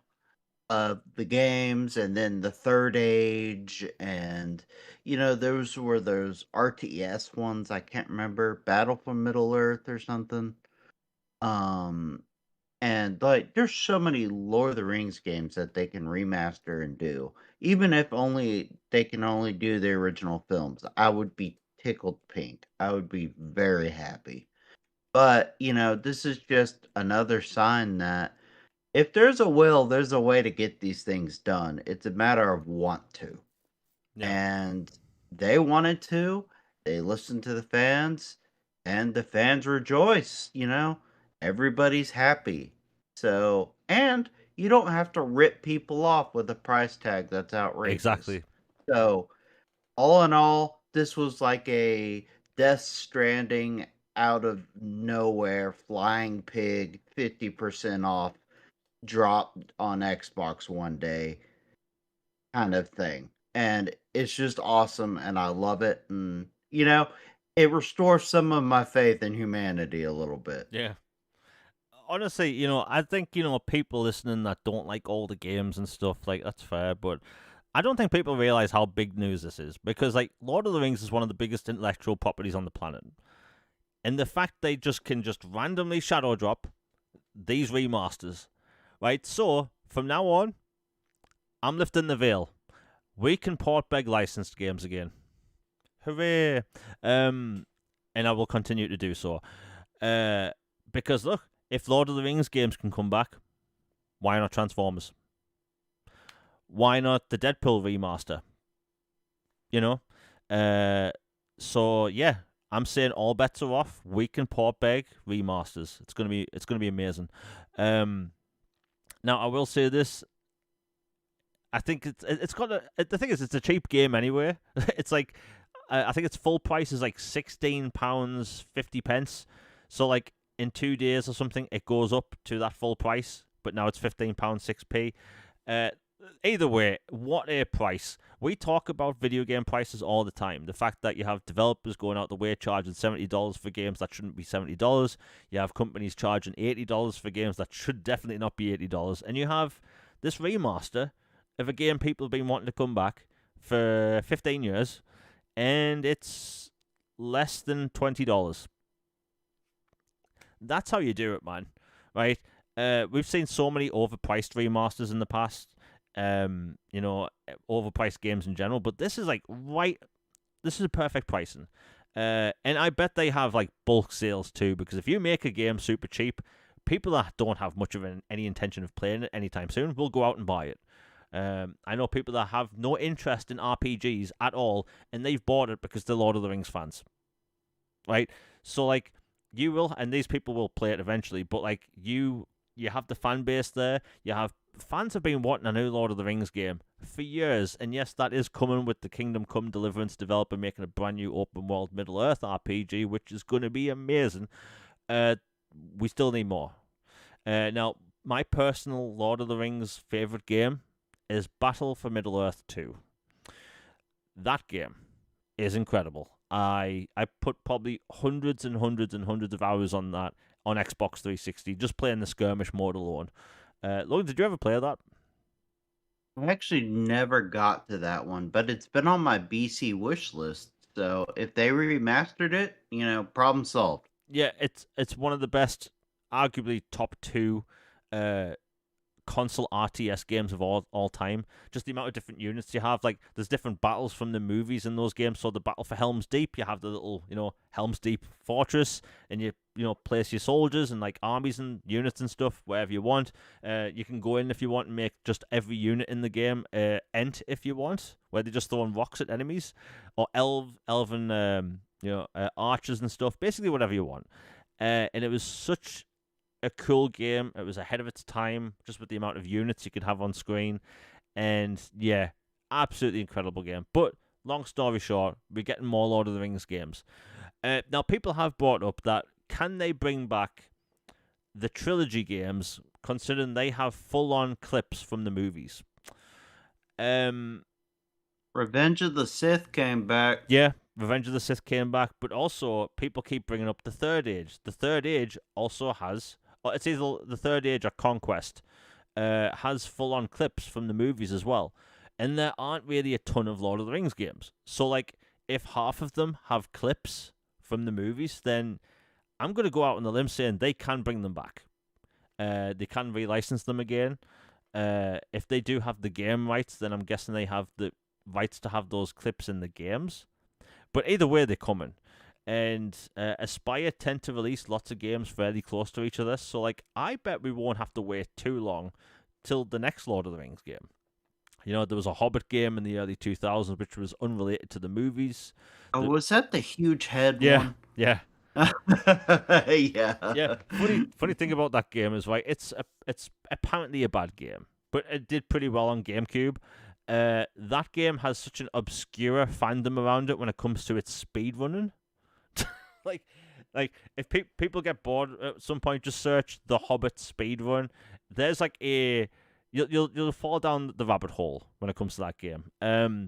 Because people have found ways to finish like this game in like 2 minutes. You know. But hey, Lord of the Rings games are coming back, which is great. Honestly, I never thought this day would come. And the funny thing about War in the North is that I have this list of Xbox 360 games that I'm trying to get to finish my 360 collection. I'm almost done with my 360 collection being complete. And that was one of the games. And it is a hard game to get brand new in the UK, unopened, because I'm trying to get these games unopened. And now I don't really have to, because the better version is on Xbox Series X. And, you know, the single player mode's better. So, hey, it's a win-win. More Lord of the Rings games are coming, and I'm just in a good mood because, again, these are games I thought would never see the light of day again. Anyway, we'll move on. Okay, this was actually a big story, and we kind of have to talk about it quickly, and that is Grand Theft Auto 6, arguably the most hyped game of all time. I know there's a lot of people that are against this title, but whether people want it or not, it's going to be a big game. Well, since the last show, it was announced that they're actually going to have their full-on gameplay extended reveal on Netflix. When I first saw this on my feed, I thought it was just a Photoshop. I thought, oh, that's a bit weird. And then I just got a bit curious and typed in Netflix and saw, yeah, that was the #1 post. This has never been done before. Their reasoning is because they want to have this game to be shown off to people that don't typically play games. They want it to be shown off to the widest audience. But to that I say, why would you lock a gameplay reveal behind a subscription service when everyone has YouTube for free? Like 300 million people with Netflix versus 4 billion people with YouTube. You know? And honestly, they didn't say this, but it really boils down to money. Let's be honest. Netflix probably paid a lot of money for this to happen. You know, this is probably going to be the most watched thing of all time on Netflix. You're going to have tens, if not 100+ million people tuning in live to watch this because people keep wondering what this gameplay looks like. And we'll get into the gameplay in a second, but it does look like Netflix is going to be a huge deal. Now, it is going to be on YouTube 6 hours later, I believe, which isn't that long. But let's be honest, if you've been waiting years to play GTA and you really need to see what this game looks like, you aren't going to wait 6 hours. You're either going to do two things. You're going to watch it on Netflix or you're going to see the clips people post on Twitter within minutes. Right? You aren't going to wait 6 hours. Nobody's doing that. So yeah, Logan, what do you think about the whole Netflix thing? It is a very weird way to actually show off gameplay. It's weird. Yeah, I mean, it's on brand for Take-Two. They're all about, trying to push the envelope in one way or another and try to bleed somebody dry from, as much blood as possible from that stone and hiding it behind, Netflix subscription. Even though, frankly, a ton of people have Netflix anyway. I mean, it's not the worst thing in the world, but it is very much the non-pro consumer approach to doing it. And, it just shows their cockiness, like their Take Two. They know who they are. They strut around like the peacock they are. And that's what they're doing. And it's just interesting with the events of today, we'll put it that way, um, regarding Take Two and stuff that's going on, that going that way, and I'm curious how many people will tune in to see on like Netflix itself, like what the numbers will be. I'm really curious because if this pops up and does like crazy numbers, maybe this ends up, treading onto Keeley's turf or Yeah. some other people's turf, and you start getting competitors and other avenues for getting game reveals and content and other stuff. So keep an eye on it. Yeah. Uh, I would be shocked if we don't see, maybe Disney Plus or Amazon getting on this for other games. It's going to be a bidding war, right? These games cost a lot of money. Actually, if you think about it, these games cost more money to make than ever. So if you can get a check up front for Lord knows how much, wouldn't these publishers take that? Hey, here's $200 million. Let us show off the gameplay, right? Because people are itching to see this gameplay, right? Half-Life, they could do the same thing for Half-Life 3, because apparently that's still coming. That you could take any big title that has a lot of hype, a lot of excitement, and get this behind a subscription service. Imagine Elder Scrolls reveal on like Amazon Prime or Apple Plus or something. Just as an example. I'll tell you what, Fallout 3 Remake trailer only on Amazon. There you go. That would fit. Yeah, and honestly, it'll do well. And I obviously, a couple hours later, that's fine being on YouTube, but it's like these companies want to make so much money that quick, and it's obviously GTA is going to be successful, right? It's not going to fail. It has a 0% chance. It has a -% chance of actually failing, right? It's not going to happen. But if these publishers can get a upfront chunk of money that can pay for some of the development costs, like, they're going to take it, right? Netflix, I think their most streamed fight was actually the Mike Tyson versus Jake Paul fight, and I think 60 million people streamed that live. And I think it's like one of the most streamed boxing events, or if not the most streamed boxing event of all time for live viewers concurrently. And like, for a live trailer, this is going to be it, right? Apparently this game has unprecedented pre-orders. They won't say how many, but like, it's going to be tens of millions of pre-orders. And they also said that the most pre-ordered version of the game is the $100 version. So, that makes me lose faith in yeah, humanity that I just gained back from the Lord of the Rings thing. yeah. and the thing is, right? Look, they've locked things behind the $100 version that should be in the standard edition. As much as I'm looking forward to the game, don't get me wrong, but like, the fact that they're doing this and they're getting away with it, I just saw in chat the hi-fi rush footage looks like the Wolverine game. We'll be talking about that in a minute, and that is just not. Maybe that's a coincidence, maybe it's not, but we'll talk about it in a minute. But yeah, Grand Theft Auto, they're gonna get away with it. And look, I'm getting the game, right? I'm a Grand Theft Auto fan. I've been a Grand Theft Auto fan since I was a kid. Arguably, I shouldn't have been playing them as a kid. But I'm getting that game, and I'm getting the $100 version because, one, it's the version to get simply because of the content it has, and two, I'm getting it for free. So, like, and I highly recommend people, if you do Microsoft Rewards, just do what I'm doing. Save your points, get it for free. In the UK, it's £80. In the US, it's $100. So, like, if you plan on Logan, do you have any intention of getting GTA? I will get it eventually. Mm. I'm probably not going to be a day one for it because I've got other stuff to play, and honestly, the whole thing kind of rubs me the wrong way, to Yeah, be honest, like, the way this whole thing has gone. yeah, But I get it. obviously it's gonna make billions of dollars and gonna set the world on fire and just be like, whatever. But I'll wait until it's a reasonable price. Yeah. But hey, and by the way, the game kind of got leaked today. Two Yeah, clips. that's what I was hitting at earlier. Yeah, so 2 clips of gameplay. Obviously, nothing's going to be shown during this show. And honestly, if anyone's stupid enough to show it on the channel, they are brain dead, smooth brain.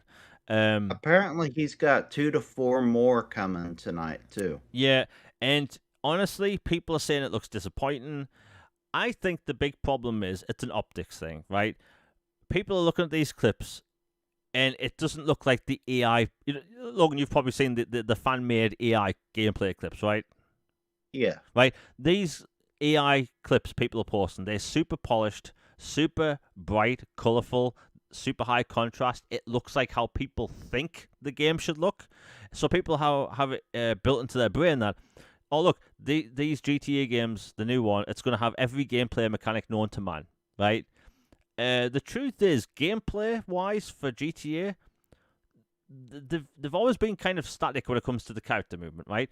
Your character can run, can walk, can climb chest-high walls, can climb head-high walls, aim, shoot, drive a car. That's it, right? But in these AI clips, it's showing you people pick up, carrier bags or trolleys and going shopping, picking up a skateboard and walking down the road. Like, no developer is going to do that for a video game. People have it built up in their head that this is going to be a life-changing experience. And let me tell you, what we are going to get is Red Dead Redemption 2, but Grand Theft Auto. Right? That's what we're going to... And you know what? That's fine. Red Dead Redemption 2 still has some of the best gameplay mechanics of all time. It's one of the most detailed-looking games of all time. And when it comes to the amount of gameplay mechanics each character has, you don't... Like, even today, nothing beats Red Dead Redemption 2. So if that's the case, that's still good. There's this thought that it's been in development since 2013. It hasn't. It started development in 2018. So, like, people need to get out their mind that this is going to be a life-changing experience. It's going to be great, I'm sure. The gameplay is going to be great, and it's going to look great. But if people think it's going to be this game where you can interact with everything, I saw this clip, and I'm not going to mention these people, but someone was in an interview saying, like, look, even the mechanics of getting in the car and, like, anything you can do in the car is going to be, like, unlike anything we've seen before. And I'm like, that's not going to be the case.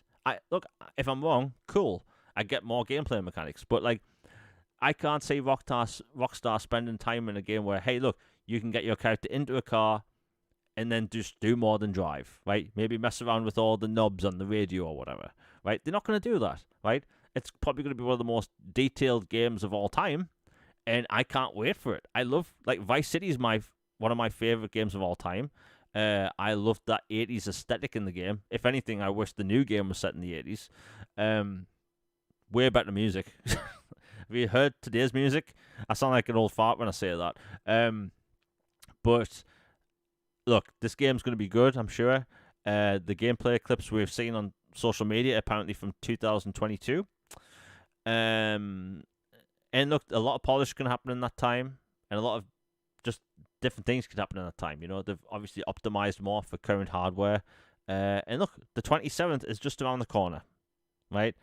I'm sure the game's going to be great.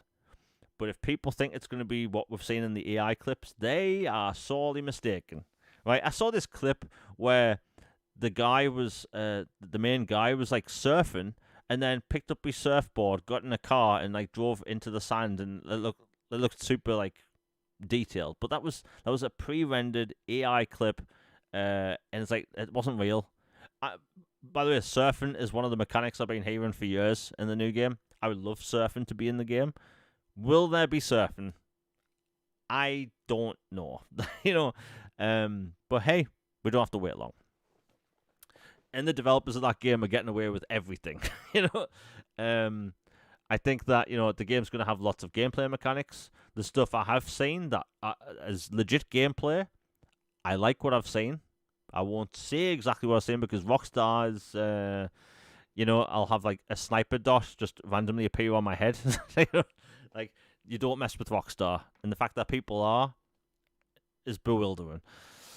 Anyway, let's see what we've got next. You know what?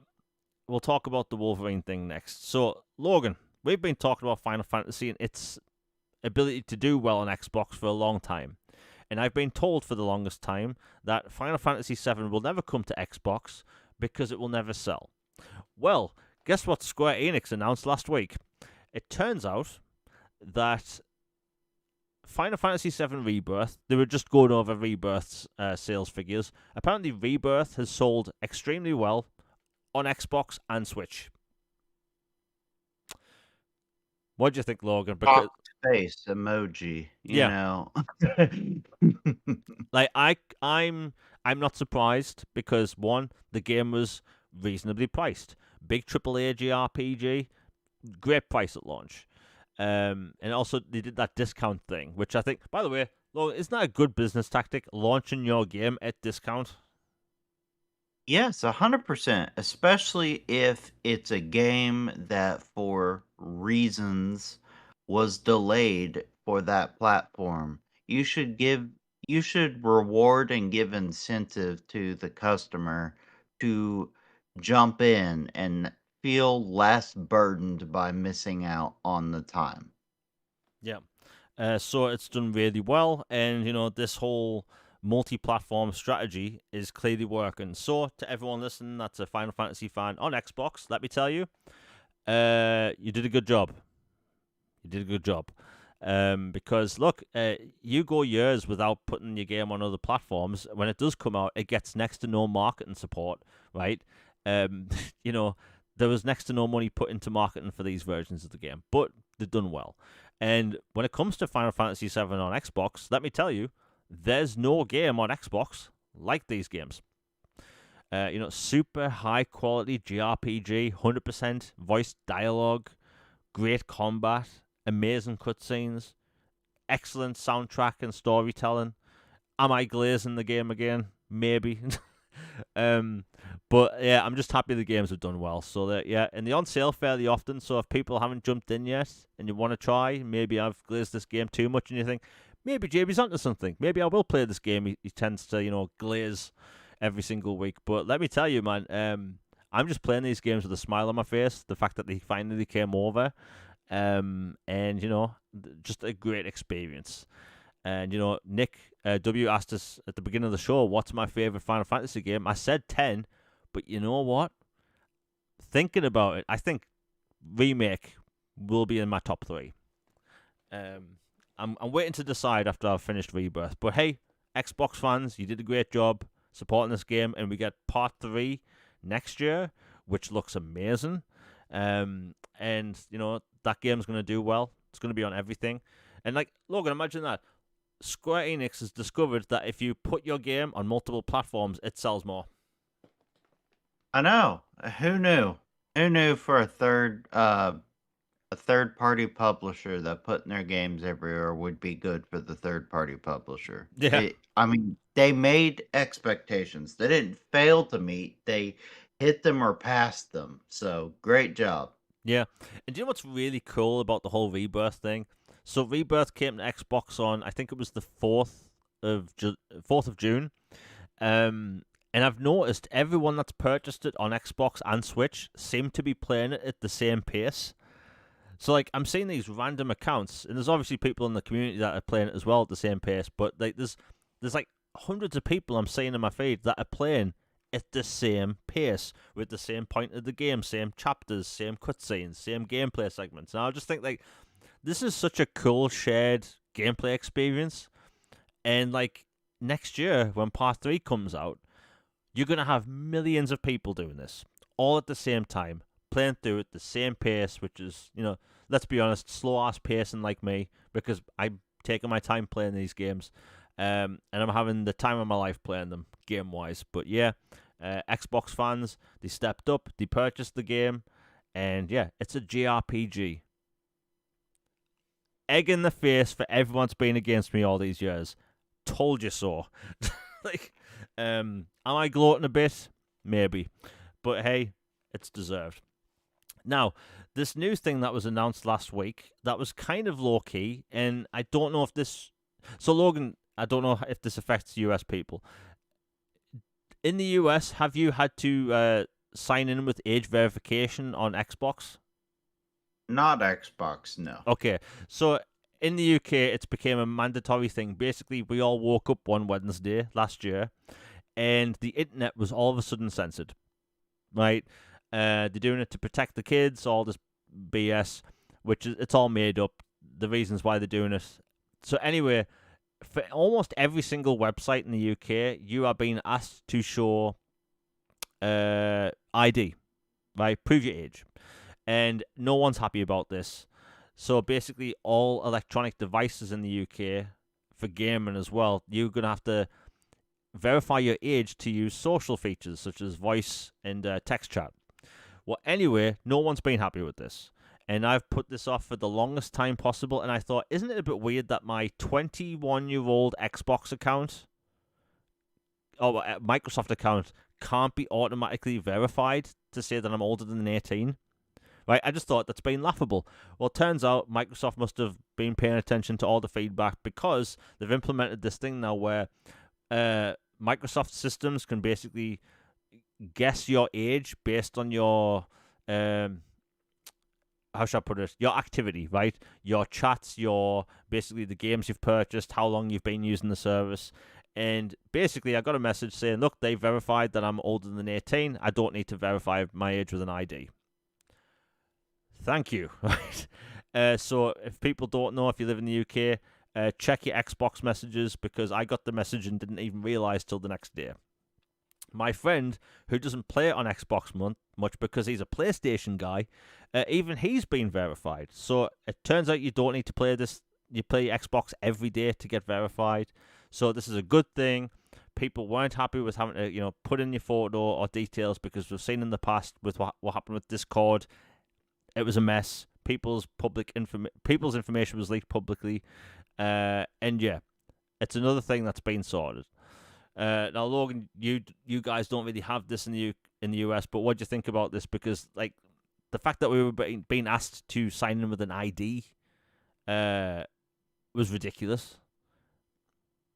Yeah, it's dumb. Like I get it. Like the idea of, protect the kids. Like I get it, but like in reality it's the whole can of worms stuff and it's annoying, but I'm glad that they have at least methods now to where they can go, "Okay, you're clearly a competent adult and you can handle your business.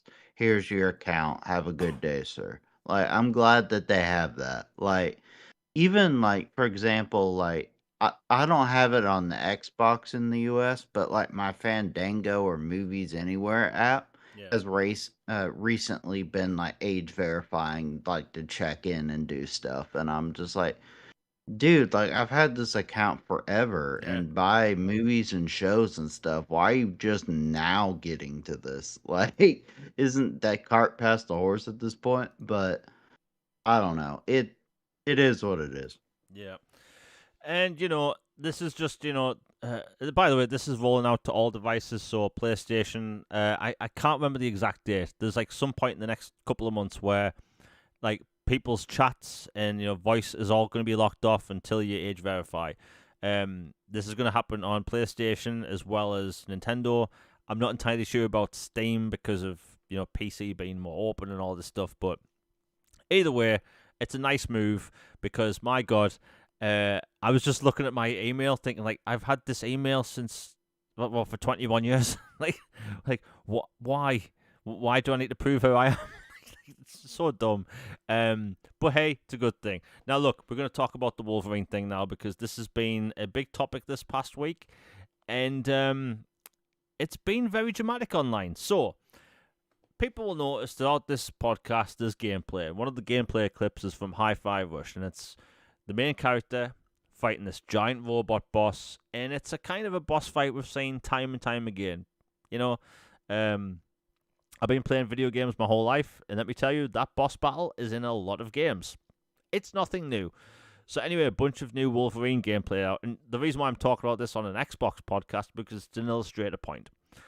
I personally think that gameplay we saw from Wolverine, it looks fine, right? But it's the reaction to the gameplay that I want to talk about because in this gameplay clip, it shows Wolverine fighting this I'm going to assume is a sentinel, a giant sentinel. And basically Wolverine's hacking away at this, the Sentinel's arms, and there's armor coming off, right? And I didn't really think anything of it when I was scrolling through my feed. I just thought, okay, this is a boss fight that we've seen before. Nothing fancy. And the reaction online blew my mind, because you had two groups of people. You had one group of people making fun of this boss battle, and you had another group of people defending it, saying, oh, well, Gears games, have the same gameplay. And I just thought I was laughing at it all, because, like, look, I hate to be the bearer of the obvious news, but I'm not really hating it at the minute. But, like, most games we play have been the same for decades. like, every time I see a review now, a new game showing off, and I see this one phrase where people say, this game, it's derivative, right? It does nothing new. Almost all games we get now do the same thing we've seen over and over again, right? Third-person survival horror game, congratulations. We've been doing this since Resident Evil 4. Open world, GTA game coming out this year, congratulations. We've done it before, right? And I don't think a game needs to be new to be good, right? It just needs to be good, Like, there's a game I've talked about a lot on this channel, and that is Immortals Phoenix Rising. It's a game made by Ubisoft, and it is literally Zelda Breath of the Wild, but made by Ubisoft. And I adore that game. But do you know what most of the reviews said about that game? They called it derivative, they said it did nothing new, and they kept comparing it to Breath of the Wild. But for me, I was thinking, this is a good game. It's fun, right? And I think a game should be, reviewed as a game and not really against anything else. So to me, like, if a game is similar to something else, I don't really care. Look, I've been port begging. I don't even know if it's classed as port begging. We'll call it dev begging. I've been begging developers for years to just copy Mass Effect, right? Make a third-person shooter sci-fi RPG set in space with voice dialogue, and let me have crewmates, right? Let me have a blue alien girlfriend, right? It's not much to ask. And, everyone's happy, right? The truth is, gaming's been the same for ages, right? Call of Duty Modern Warfare came out in 2007. Do you know what happened the second that came out? All shooters start having the exact same controls. X to reload, Y to change weapon. Like, all games from then on start playing like Modern Warfare. And World War II was dropped as a setting, and it went to modern. And Yeah, but even like then, the longest time, we all thought, okay, so a military shooter has to be set in World War II, right? That was the norm. But like, gaming's been the same for so long, right? That like there hasn't really been many big RPGs or big games in general that have done something new, right? And I think that's fine as long as it's good. So when I see the reaction to this Wolverine gameplay, I see both sides of it, right? I see this Wolverine game that has the same aspects we've seen in a bunch of other Sony games. But to me, and I'm saying this as a guy that doesn't even own a PlayStation 5, I think it's fine, right? The next Assassin's Creed game that comes out next year, Assassin's Creed Hex, right? Do you know what that's going to be? Another Assassin's Creed game. I'm going to be crawling on rooftops, jumping down on enemies, doing the interrogation thing afterwards, right? It's the same, Metal Gear Solid. Do you know what Metal Gear Solid fans want? Just more Metal Gear Solid. Do you know what Splinter Cell fans want? Not skins. We anything. Want anything at this point. But like, we just want more Splinter Cell, and I think that's perfectly fine. But like, you have this game that's been hyped up, and you have to realize Sony's mechanics have been the same throughout a lot of their games, right? Pulling both triggers to scream as your claws are coming out. But if you look at God of War, what's most of the clips of that first game from the 2018 game? It's Kratos screaming, because for some reason they thinking screaming's epic. But like, I think it looks fine, But the reaction is why we're talking about this, right? And bear in mind, I think the game's going to be fun.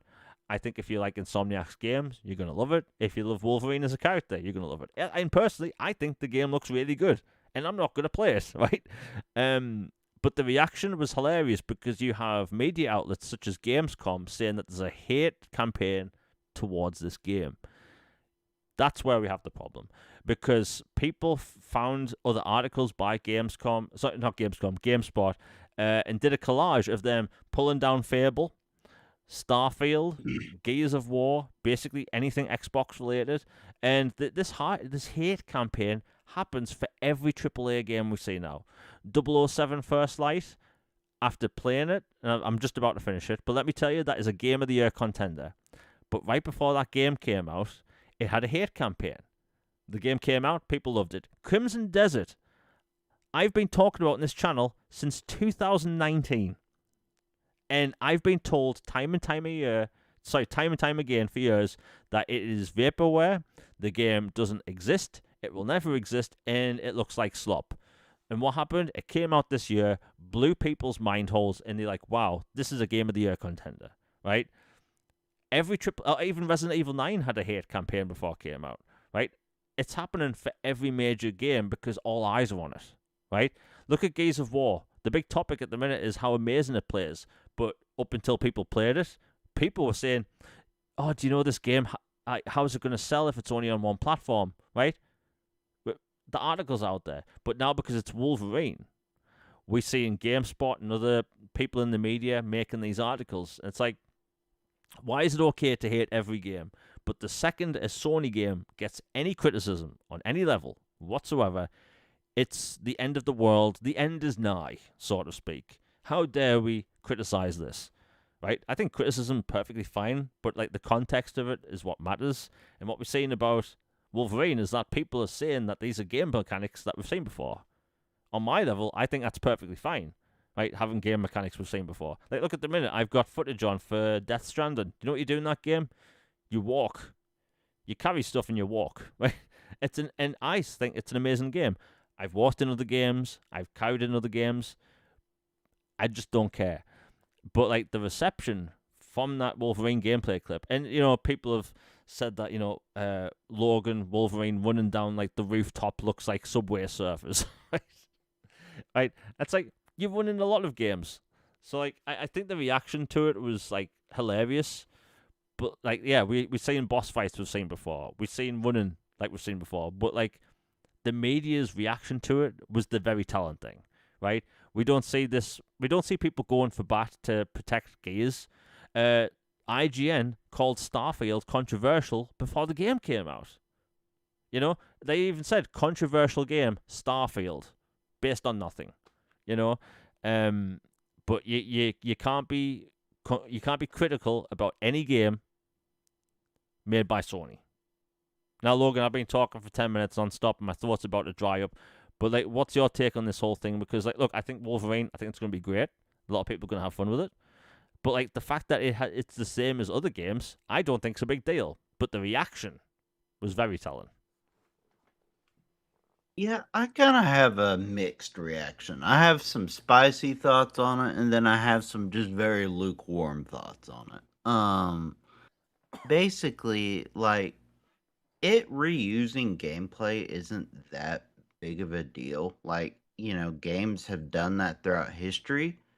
Like, it is really funny though when you compare it to Ben 10 Yeah. or to Hi-Fi Rush, or pick any nondescript OG Xbox 360 platformer game, and you know, you will I have lost count of how many times I have fought giant enemies on a ledge or a table or a rooftop or whatever that is trying to smash me with its fist, and I have to run away and dodge and slash slash slash or jump jump jump and, you know, dodge roll this and this. Like, it's a stereotypical thing in gaming. It is part of the, can we please come up with something new?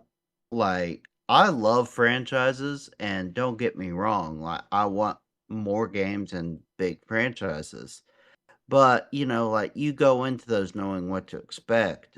But when it comes to stuff like this, I also understand the criticism that when Sony is, you know, upheld as the greatest thing since sliced bread, about all their games and all their quality of content. Oh, they would never, or this or this or this. And it's like, buddy, you got five guys in a garage dev studio who made the same boss fight, 15 years ago.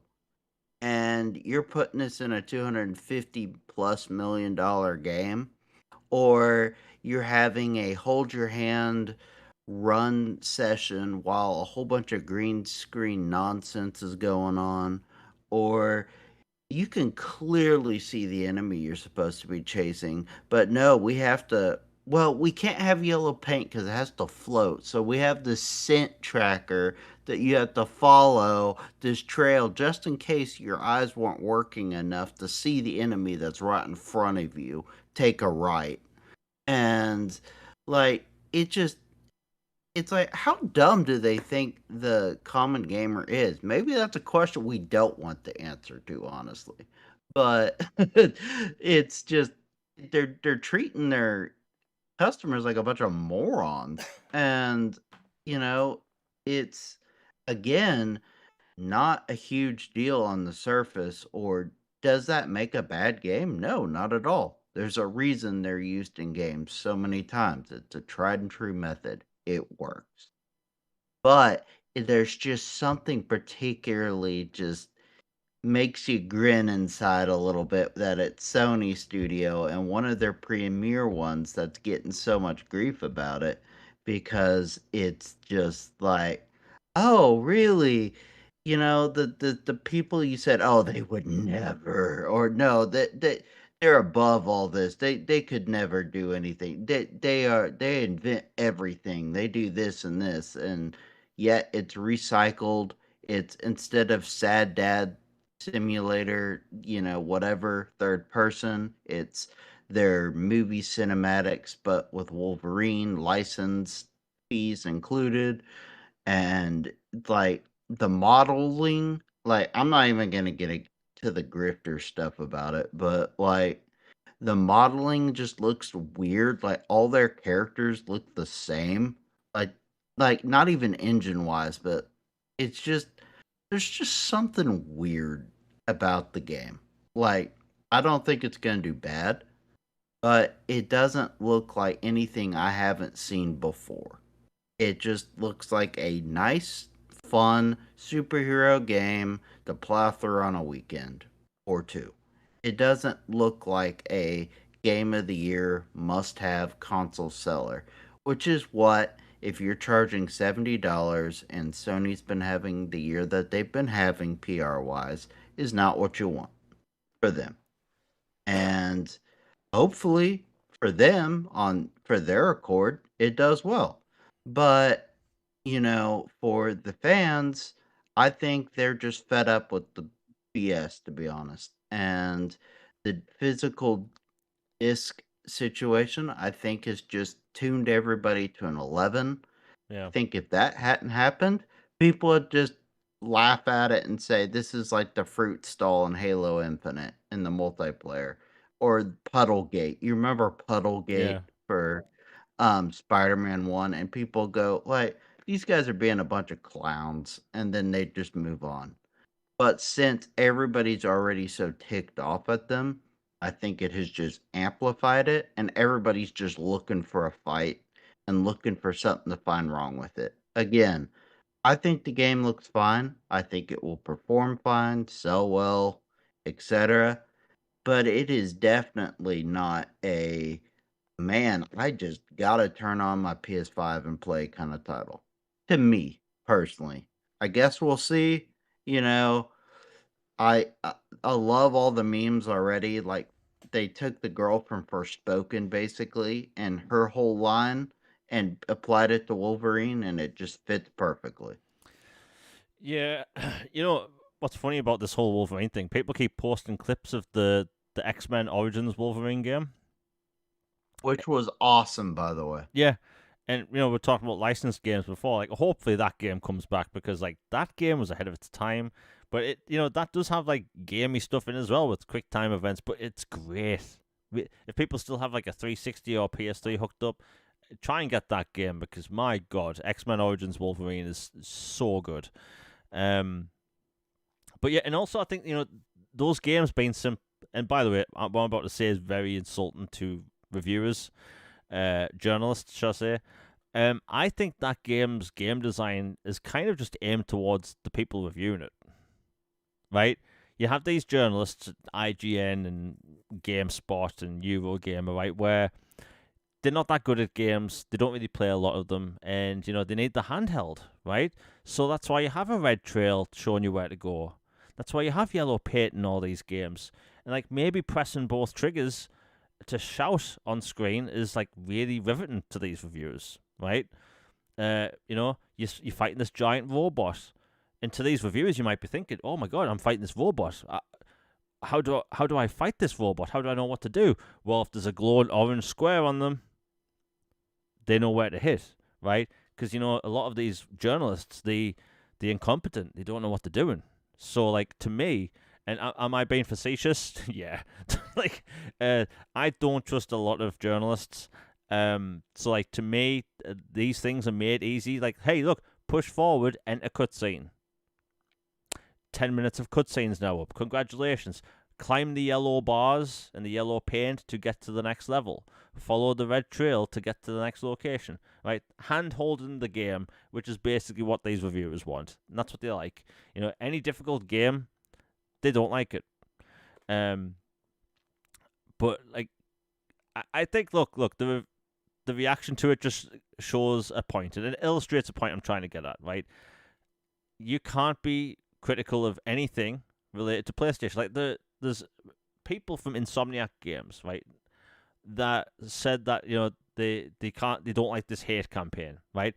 Can you imagine what it's like working at Xbox, right? You're about to announce a game, right? Nobody's seen a single frame. Nobody knows what genre it is, what it looks like, what the main characters look like, what genre it is, anything, right? You know for a fact as an Xbox developer, you're going to have the game torn apart, piece by piece, just because it's an Xbox game, right? And that's what we're seeing, right? They've been in the trenches since 2013. The Xbox community, it's a whole world different.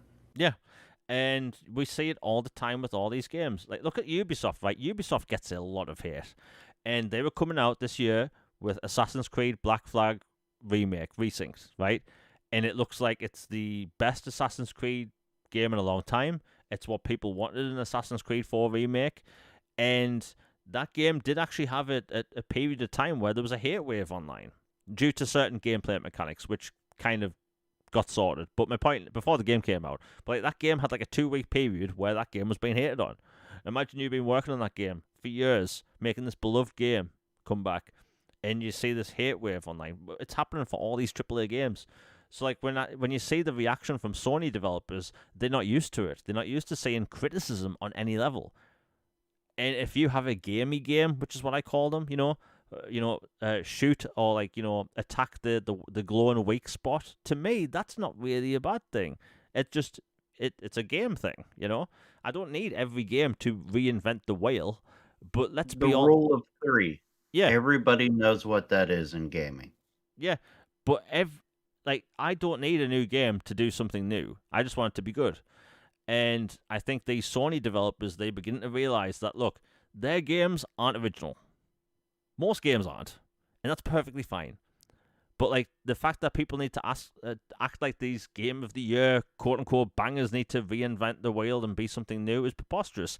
Every Game of the Year game we've had for the past decade has done nothing new. Nothing. What won Game of the Year last year? I can't remember. At the Game Awards.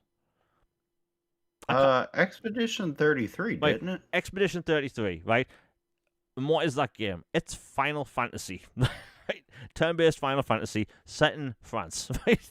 That's what that is. The year before that, Baldur's Gate 3. We've had CRPGs in the past, right? Year before that, Astro Bot. Guess what? Mario 64. Literally the same gameplay mechanics. And there's nothing bad about that. Year before that, honestly, I can't tell you. But none of these games do nothing new. And that's fine. 007 First Light. Guess what? Incredible game. To me, that's going to be that's going to go down as one of the best games of the year. But do you know what that game does new? Nothing. It's Splinter Cell mixed with Uncharted, and to me, that's an amazing experience. But some of these journalists, they can't see the forest through the trees, right? They can't accept the obvious. None of these games are original. None of them. Games haven't been original for a long time, which is why indie games get so much love and recognition because they actually do things new sometimes. So I think it's perfectly fine for these developers to do the same thing as long as it's good. But just the reaction to it, GameSpot farms hate content, but the second the second Wolverine starts getting some flack, it's not good. But it is what it is. We'll revisit this topic next week, when we've seen more. But look, not every game can be original. This new Grand Theft Auto game, it's not going to be new. It's going to be more Grand Theft Auto and more Red Dead, just in the same game. That's perfectly fine. I'm okay with that. But the second we start being critical and acknowledge that none of these games are doing anything new, it's a problem only for Sony games. It's a bit obvious now, isn't it? Let's move on. Again, we'll come back to this topic next week. Excuse me. You know what? We'll leave out some of these topics for another time because just timing and stuff. So, it turns out Xbox is going to announce a mystery sequel at the Gamescom show. Now, we don't know if it's going to be on an Xbox stream or on the Gamescom Jeff Keighley thing. Opening Night Live, that's its name. Now, apparently, they can't tease what genre it is because that'll give the game away. But it's also an Xbox-owned IP. Now, this is where I was huffing the hopium and the copium because my heart instantly went to Lost Odyssey 2. Right? Look, I'm going to wish for a Lost Odyssey 2 for every showcase that's about to happen in the future until I get a Lost Odyssey 2. That's just the fact of life. We all have to live with it. Do I think it's Lost Odyssey 2? No. No. I can be wishful, though. But then it got me thinking, well, it can't be Quantum Break 2 because Remedy's making way too many games at the minute. Then it got me thinking, is it Rise Son of Rome 2? Maybe. Because that is a kind of an Xbox-owned IP, kind of. It's not a major IP, and it's being made by a third-party studio. So, Rise Son of Rome 2 would make sense. And then it got me thinking, well, if it's an Xbox-owned IP and it's a third-party studio, then couldn't it be The Evil Within 3 made by Tango Games, which is now a third-party studio? Possibly. Because if they said it's a horror game, you know it's The Evil Within 3. And then it got me thinking again, wait a minute, what if it's Halo Wars? Because Halo Wars 2 was announced at Gamescom. Europe is big on RTS games, so and the last game was made by Creative Assembly, so technically that would fit the bill. But the truth is there's a bunch of IP owned by Microsoft, and there's tons of game studios that Microsoft's worked with in the past. So, and by the way, Killer Instinct 2 is another one, which is an Xbox-owned IP, but they would have to work with an outsourced studio, so that would fit the bill as well. So my point is, it could be any of these games. Logan, I've been talking about this for a long time, but you said before we went live what you think it is, and which I think it might actually be. But what's your take? Yeah, I have a lot of thoughts on this one. At first, before more clues were given, I was like, okay, unexpected IP, getting a sequel. That's an Xbox game, and it's from a studio you wouldn't expect. And so then I'm like, okay, let's go through the vault and look at random IP that Xbox has. And to be clear, in my criteria, I went through Xbox IP. I didn't consider Bethesda or Activision titles for this particular experiment. But so I was like, brute force, for example, that game was an interesting idea. Didn't really land the way it should have on the OG Xbox, but there was something there. Like if they made a sequel, maybe they could flesh out and make something cool. Jade Empire would be awesome. That's something some people have thrown out. Technically, I think EA BioWare owns that, but that would be really cool. But again, like that's OG.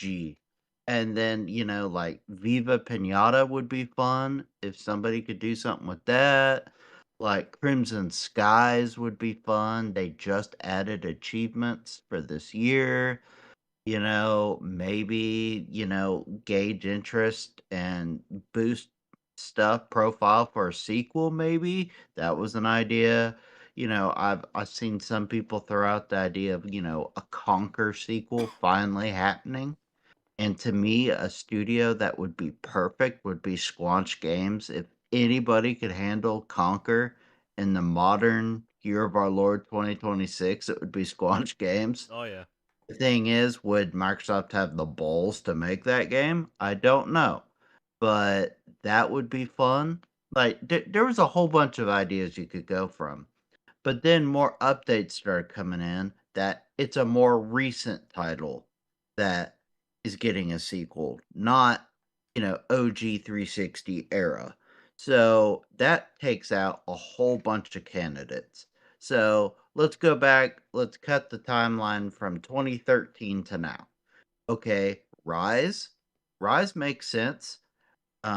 It was a really cool launch title, ambitious, super cool visually, awesome gameplay, cool story idea. It didn't sell that great. And it had some performance hiccups, but it was a cool idea.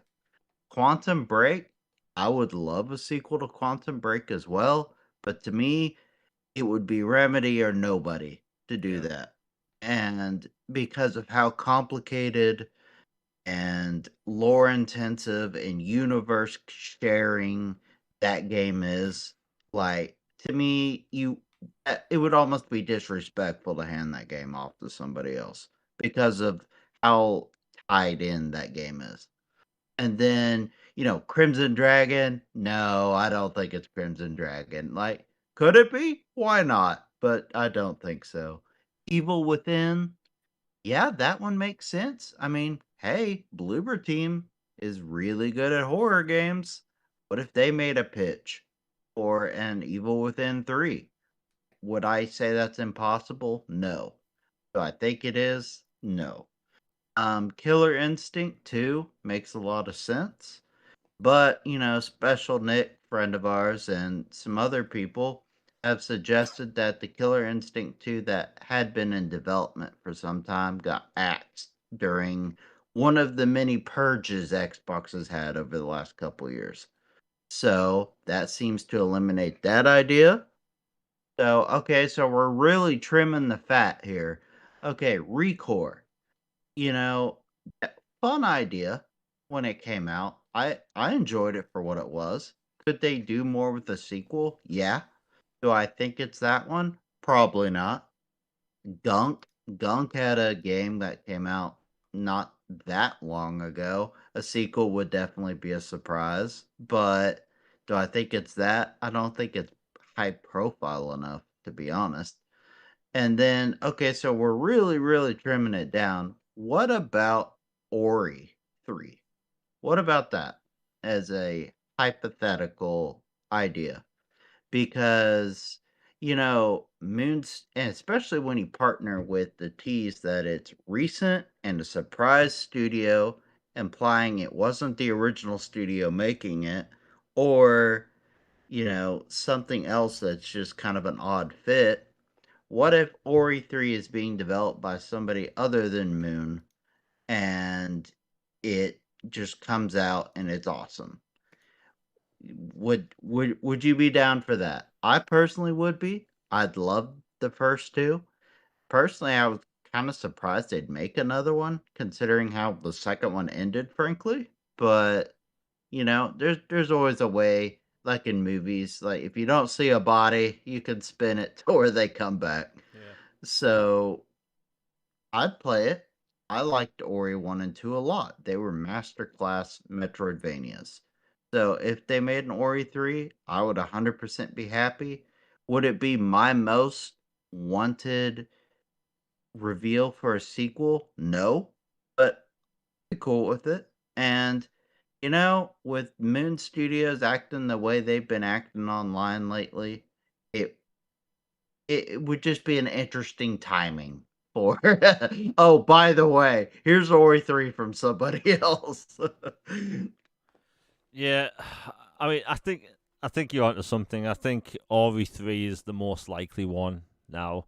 Um, but man, RE3 just does not sound like Lost Odyssey 2 to me.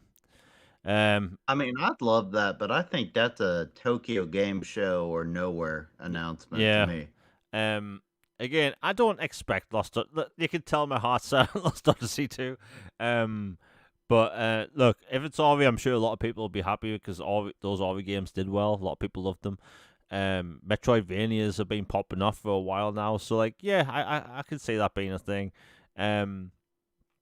Halo Wars keeps sticking out as well because even though they said it's not a major IP, I'm gonna say the spin-offs count under that. Like, even though there's the Halo IP, because man, we need more RTS games on console, man. I mean, Especially, Halo hasn't been treated like a major IP lately, so yeah. I mean, God, that's another topic for another day. But like, I think that it should be a surprise. But if it is hypothetically Lost Odyssey 2, which it 99.9% isn't, if people around the world just all of a sudden hear this like high pitched squeak, that's definitely not me. Because I will lose my mind like, if it is. But look, I think always most likely, like you said. Evil Within 3, like you said, Bloober Team. Never even occurred to me, by the way. Bloober Team with Evil Within. They could do that, you're right. Doesn't necessarily need to be Tango. But yeah, it will be interesting. And look, Gamescom is going to be a big show this year. The Witcher 3's new expansion is going to be there. Alien Isolation 2 gameplay is going to be there. So, like, it's going to be a big week. If anything, it's going to be the biggest Gamescom in years.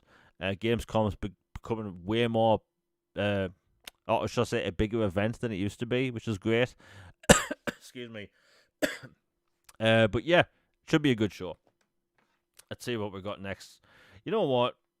We'll talk about this. So, Asha Sharma recently just put out a random tweet on, obviously, Twitter and said that she's been playing The Elder Scrolls 6. And that kind of came out of nowhere because this game's been in development for a very long time. And we obviously don't know what this game looks like in action. But, she said she's been playing it.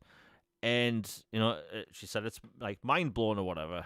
And that got a lot of people wondering, like, are we actually going to see this game soon?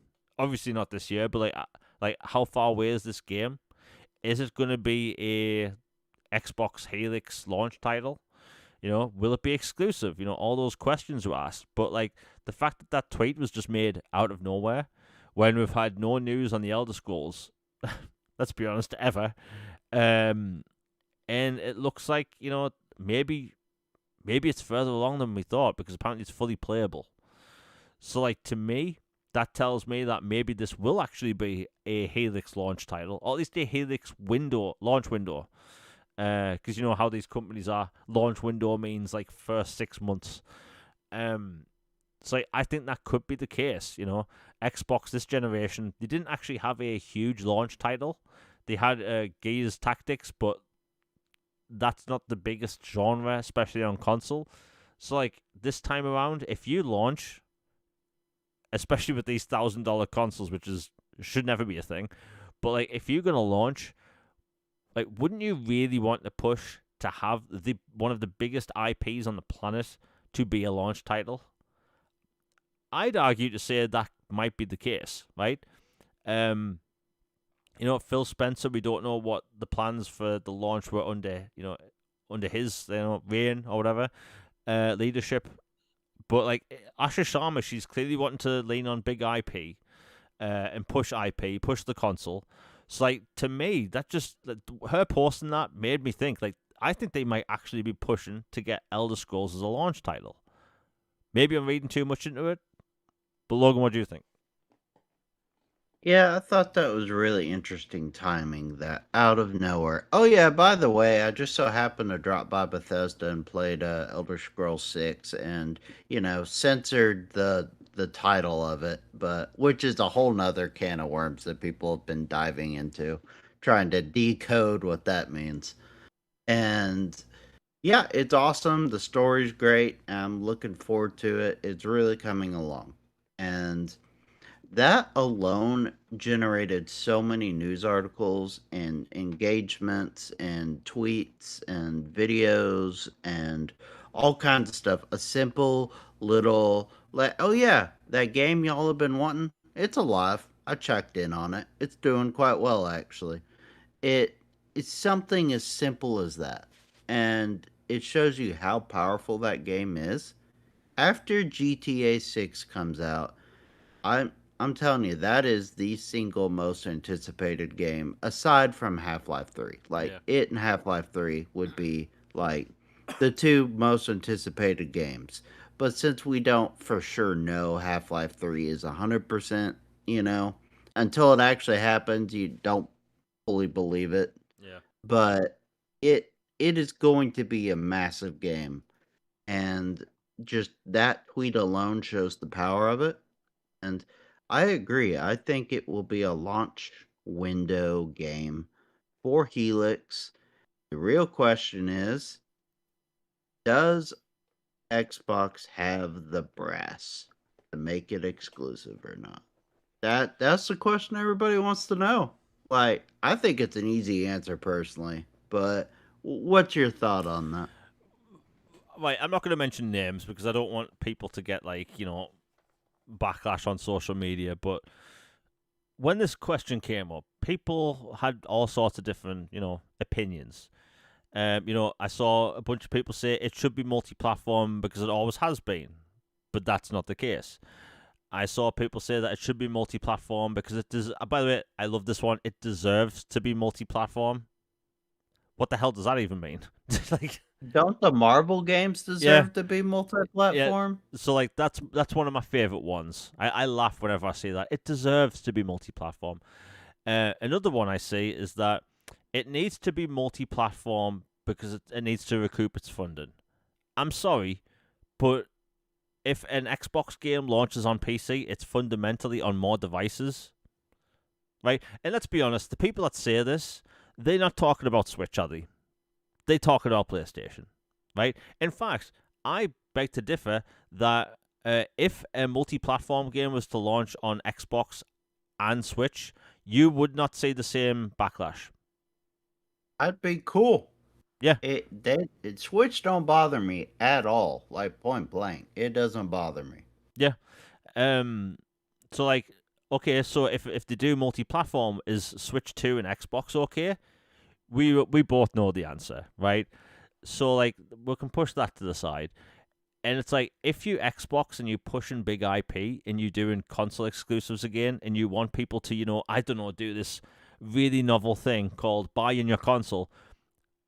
If you tie one of the world's biggest IPs to that box, that's a win, right? Like, Elder Scrolls is one of the few game franchises left on Earth where, when it launches, it's a worldwide pop cultural event, right? You have Grand Theft Auto, you have Elder Scrolls, right? You have Fallout, Half-Life is in there. I'd argue to say new mainline Zelda games are in there as well, right? Mm-hmm. Those are cultural events. Like, Halo used to be that for Microsoft, right? But times have changed. Like, if anything, I think Gears is more of that thing for Xbox now. But when it comes to Elder Scrolls, like, that's an event, right? We haven't had one since 2011. We've had Skyrim 1,000 times, right? It's been updated for every platform, but like, people have been waiting for a brand new game, and like, if you tie that to your new console, say, hey, Xbox Helix is gonna have Elder Scrolls exclusive, maybe a new Halo game, and you'll have all these different things in Game Pass as well. And remember, these consoles being as expensive as they're going to be, and we've talked about this before, we're going to see the slowest transition to next gen than we've ever seen before. Right? We're going to see cross-generation games for longer than we've ever seen before. So, if you really think about it, an Xbox Series launch game will probably be multi-gen, right? Elder Scrolls 6 has been in development for a couple of years. They've probably been making the game for this generation. So if you launch on Xbox Series consoles, Xbox Helix, and PC, you don't need to be multi-platform. Huh. That just occurred to me. Look, we've talked about this before. I think the whole next-gen only game will not happen for a long time. If it does happen, it's going to be for smaller experimental games. So, Logan, would that bother you if Elder Scrolls 6 was cross-gen? No. No. Yeah, same here. I wouldn't care. You're probably going to have all the extra bells and whistles. You're going to have path tracing next gen. You're going to have probably 60 frames out of the gate with ray tracing. Yeah. Okay, I'm going to take back. I'm not going to mention names, but I'll take everything I said back about 10 minutes ago. Everyone that said that this game needs to be multi-platform to recoup its money back because of the amount of players, screw them. That doesn't make sense. The game's going to be multi-generation. Boom. You heard it here first. And if anything, that wouldn't bother people. People know it's going to be a long transition for most people next gen. The $1,000 console thing, let's be honest, it's a joke, right? We weren't going to talk about this, but I think the whole $1,000 console thing is not going to work for either company. But if you tie look, this generation, it was hard for people to get consoles, right? You had scalpers going out there buying truckfuls of consoles and then peddling them online to people for thousands of dollars, right? So that gen, you had three groups of people. Let's call it four. You had four groups of people buying consoles in 2020, right? You had the hardcore of the hardest, right? I'll bring this up quickly. The people that say that Elder Scrolls deserves to be multi-platform or needs to recoup its money back, have never said a single thing like that for Wolverine. And Wolverine is like a $300 million game. Where's the same energy? And a bunch of that money goes to Disney. Yeah. It's not even going to Sony. Yeah, so technically, strokes chin, doesn't Wolverine have to make more money if they have to give some of it to Marvel? Strokes chin again. So, wait a minute. Where's all these people online not saying the same thing about Wolverine? Thoughts. I'll wait for someone to answer on here or on social media. Spoiler alert, no one will give me an answer. But yeah, the whole cross-gen thing, look, people back to the four groups of people that buy consoles in 2020. You had the hardcore, like everyone listening, buying consoles at launch. You had the scalpers, which were buying them. You had the people that were buying them for Christmas presents, which is a normal thing. And then you had the normies that had extra cash during the pandemic, right? Now, with $1,000 consoles, you have the hardest of the hardcore, which are going to save up for it, and you have scalpers, right? Nobody's buying their son, their daughter, their loved one a $1,000 console for Christmas, and the normies aren't going to pay $1,000 to play games on a console. Or they're not going to pay $1,000 for a console for games which they can already play. The Fortnites, the Warzones, the Apex Legends, Gunball gamers. the Gunball gamers. They're going to be able to play their games on the stuff they already have. So the $1,000 console is an argument which we're going to talk about at another point. But I think we will not see next gen exclusives for a long time. So Elder Scrolls 6, putting it out there. It's going to launch exclusively on Xbox for consoles. It will be multi-generational. It will obviously be on PC and cloud. Boom. Logan, what do you think? Sounds perfect to me. Multi-generation. Well, just seems like it makes sense, especially now when, growing up, it was different. Generations had like quantum leaps in differences, Yeah. like tech wise. You go from 8-bit, 16-bit, 32-bit, N64, GameCube, Xbox, PS2, PS3. Even 360 to 1 was a little bit of a leap. Like, not a huge, but a decent. And then, you finally upgrade with the One X, which is what the Xbox One should have been. And then, the One X to the Series X, Series S felt like a jump up, but not like a one giant step for mankind kind of thing. And I kind of expect more same for Helix. I think it'll be better. It'll be the best you can get, but I'm not expecting earth-shattering, like, oh my gosh, it's finally happening kind of soul. Um, when you have all that factored in with the price of everything and how ridiculous it is just to live and breathe in 2026 for anything, you've got butter with security tags on it Yeah. for crying out loud. Yeah. Like, you think mom and dad is gonna buy Timmy a $1,000 console for Fortnite and 2K and Madden? Like, heck no. That ain't happening. And, you know, us, the hardcore, yeah, we're in the trenches. We'll be fighting against Skynet bots for Yeah. the consoles on Judgment Day, which is, pre-orders. But like other than that, like good luck.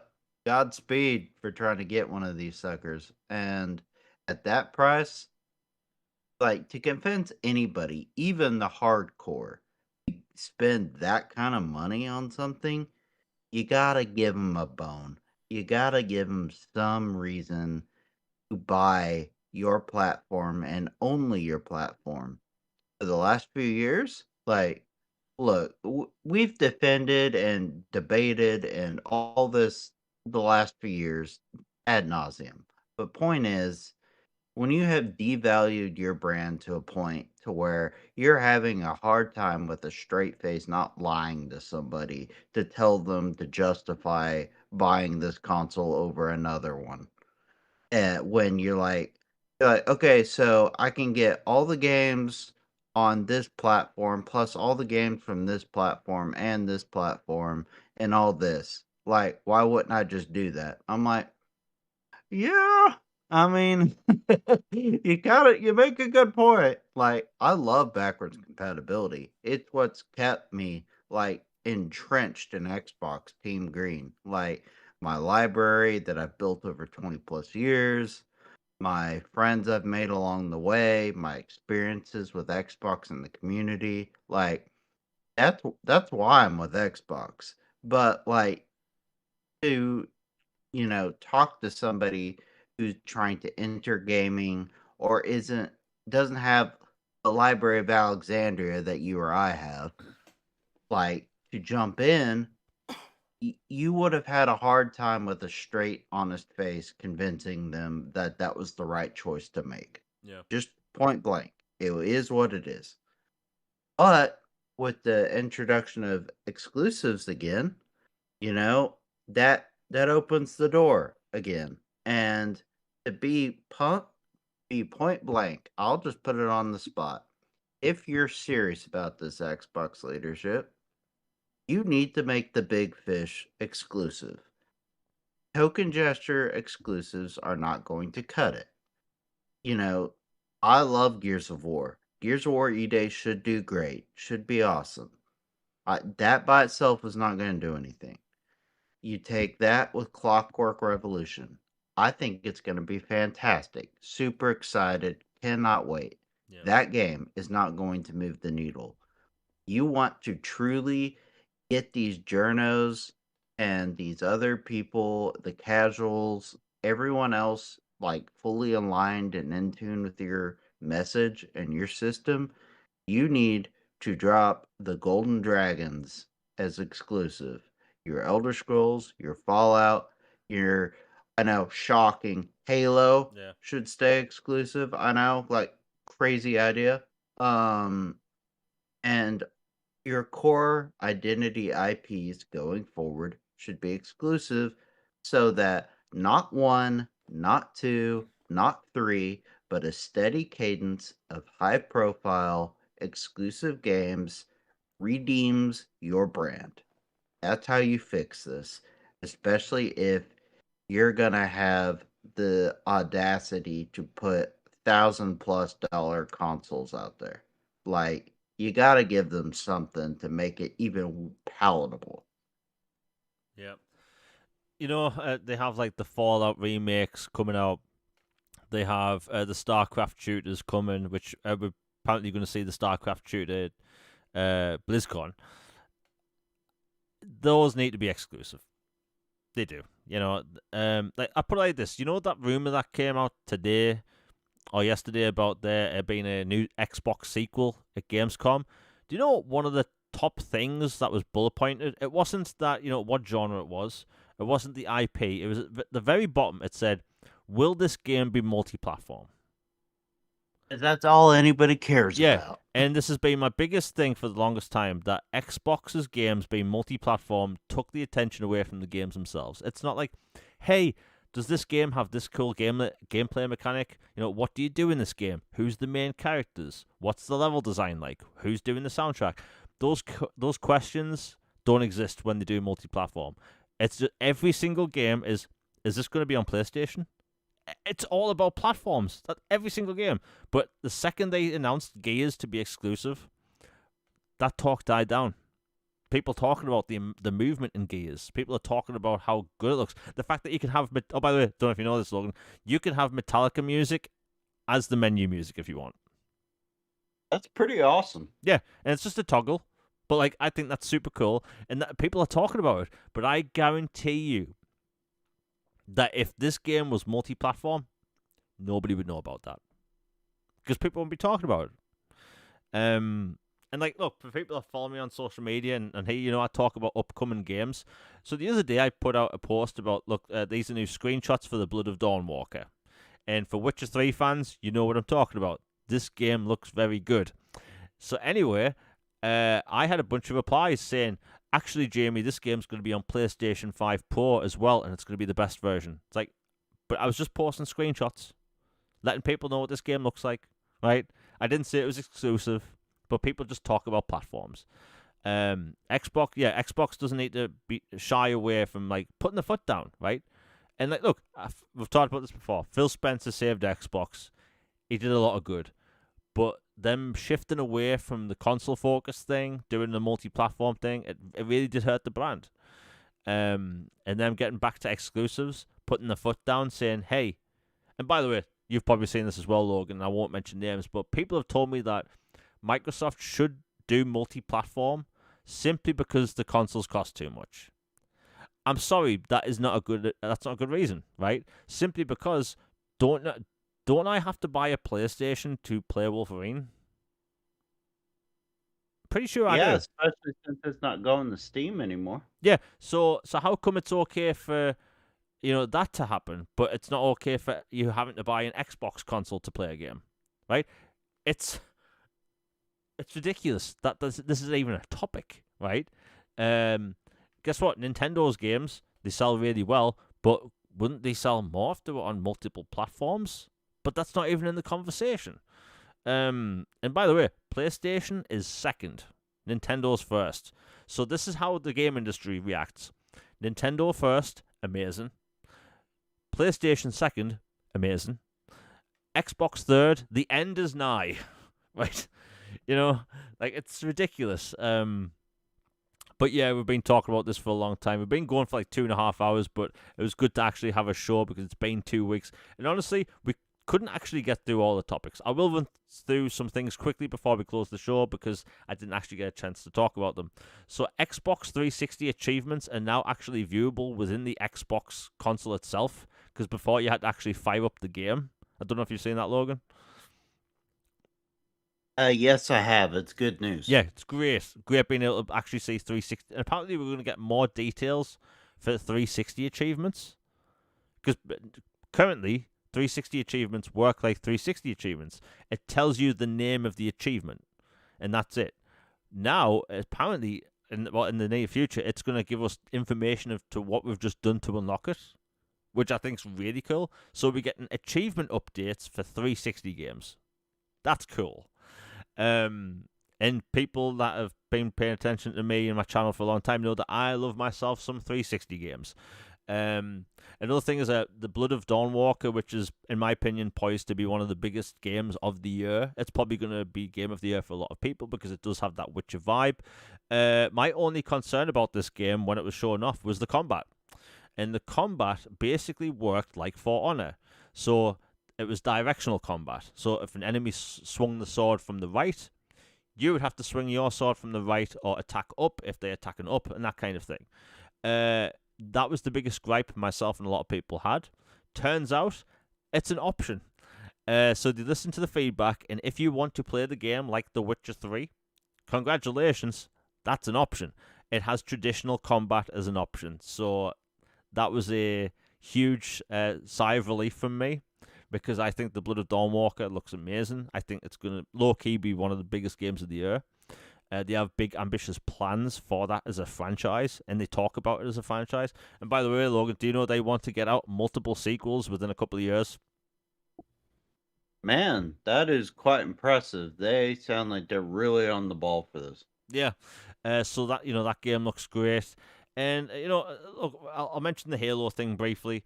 So Halo campaign evolved. Apparently, sold the most on Xbox. And back to the multi-platform thing, was the juice worth the squeeze? No. When you have Xbox with the smallest install base out of the three platforms, PC being first, PlayStation being second, and by the way, did Halo Campaign Evolved launch on the Switch? It did not. It didn't. Okay, so PlayStation was second, and Xbox was first. Now, to the people that have been peddling the whole a game needs to be multi-platform to succeed, look at Halo being one of the biggest brands on earth. Granted that developers haven't done themselves any favors with how they've treated the IP. Regardless, Halo Campaign Evolved is great, but it sold the most on Xbox. Need I say more? Logan, before we end the show, what do you think about that? Because that was poetic, if anything. Yeah, I mean, I've tweeted off a bunch of thoughts on this, and suffice to say, I thought it was blasphemous to put Halo on PlayStation point blank. I thought it was a spit in the face to your fan base. Yada yada. We don't have to go over it again. It is what it is. But it is definitely very interesting to see just how many people thought, you know what, I think I'll play Halo on PlayStation. Yeah. Buddy, it wasn't that many. Nah. And one, that's an indictment on how much of a cluster cluck you've managed this franchise. And two, these people were only whining and clowning around on Twitter and not actually about having the game. They just wanted Xbox not to have it just by itself. Yeah. That was all it was about. All it was ever about. And nobody showed up for it. Yep. And congratulations. You pissed off your fan base. You betrayed your fan base. And you didn't even make that much money to begin with. So congratulations. You played yourself. Yeah. So going forward, Halo exclusive, get their act together. I don't care who makes it. Somebody make Halo. Like, I don't care if it's id, Obsidian, Coalition, Activision, some random mom and pop garage band. Just get somebody who has a pulse that is competent to work on the franchise. Please. Yeah. Your crown jewel franchise deserves better than 40 years in the desert while you piss away the crown jewel IP. Yeah. You know what's funny is when the rumor came out that Xbox is apparently wanting Activision to make Halo. I obviously myself and a lot of people were just wondering like, would that work? And my best friend that I play Halo, not Halo with, Call of Duty with, like, I was telling him this, and he said something that stuck with me because he was like so right. He said that I was saying to him like I just don't understand how Activision could do Halo, and he said, Jamie, you enjoyed Infinite Warfare. That's a Halo game, right? And if you've played Infinite Warfare, like, can you imagine if that team, I think it was Infinity Ward, uh, that could make a Halo game like that? And like, I glaze Infinite Warfare's campaign all the time, so like, I mean, it's the Expanse, yeah, it's an Expanse. basically. It's an incredible game. They would do a fantastic job. They should be near the top of the list. I should call Infinity Ward and say, after the current COD you're working on, you'd handle Halo. Yeah, uh, and yeah, I think that would be best. But hey, look, I just want more single player Halo stuff. I don't care about multiplayer, but yeah. And you know, well, I'll mention this quickly. Fable being multi-platform. Apparently, they can't get out of. There's like a contractual agreement with PlayStation about that game launching on there. If that is the case, then I get it. But like when you have a marquee RPG, and by the way, for everyone that's ever replied to me on social media saying, "But this game's launching on PlayStation," I want to see the clips. I want to see the screenshots. I want to see them actually buy the game because you cannot say these games need to be multi-platform and then you just don't buy it. It's preposterous. Fable looks great. And by the way, you don't know if you've seen this, Logan. The amount of people that I've seen post and saying like, Fable, the new game, it's going to have these amazing mechanics we've never seen in a game before, where you can get married and have children and stuff. And I thought these tourists, Like, we've had this since like 2007, yeah, buddy. It's like, and don't get me wrong, I'm not making fun of the old gameplay mechanics because they work and they're good. But like these tourists have never played Fable 2 and it shows. I'm disgusted. you know, but hey, I'm just making fun. But hey, everyone in chat has been amazing once again. Again, 2 weeks without a show due to technical reasons. For the rest of the year, unless Logan can't do the show or whatever, we are going to try and stick to the whole Tuesdays back to normal for every week till mid-December, whenever we have the Christmas break. But yeah, everyone in chat, it's been amazing, great. It's been great talking with you once again, Logan. And yeah, it's going to be an interesting couple of months ahead in the gaming space because like there's so many cool games coming out, and whenever someone says there's nothing good to play, you need to open your mind up to more genres. There's so many cool games coming out. The link to my last video, the 10 biggest new games coming to Xbox in August. Let me tell you, August is stacked and it's a back-heavy month, meaning most games in August actually launch after the 19th. So there's a lot of cool games coming out this month, a lot of big games launching day one in Game Pass. It's going to be a great time. And next month is even more stacked. It's actually unreal. Anyway, the link to that is in the description down below. Our to our social media on Twitter is also in the description down below. And we'll be back for a new episode of All Things Xbox Podcast, same time next Tuesday, unless something changes. And also, I should be having another video out, and I won't say what it is because it's a big one. I should be having another video out by the next podcast. It should be out in the next couple of days. Hope you support that. The likes and the retweets, likes and sharings, greatly appreciated. But again, we're out, everybody. Hope you have a great day. Peace.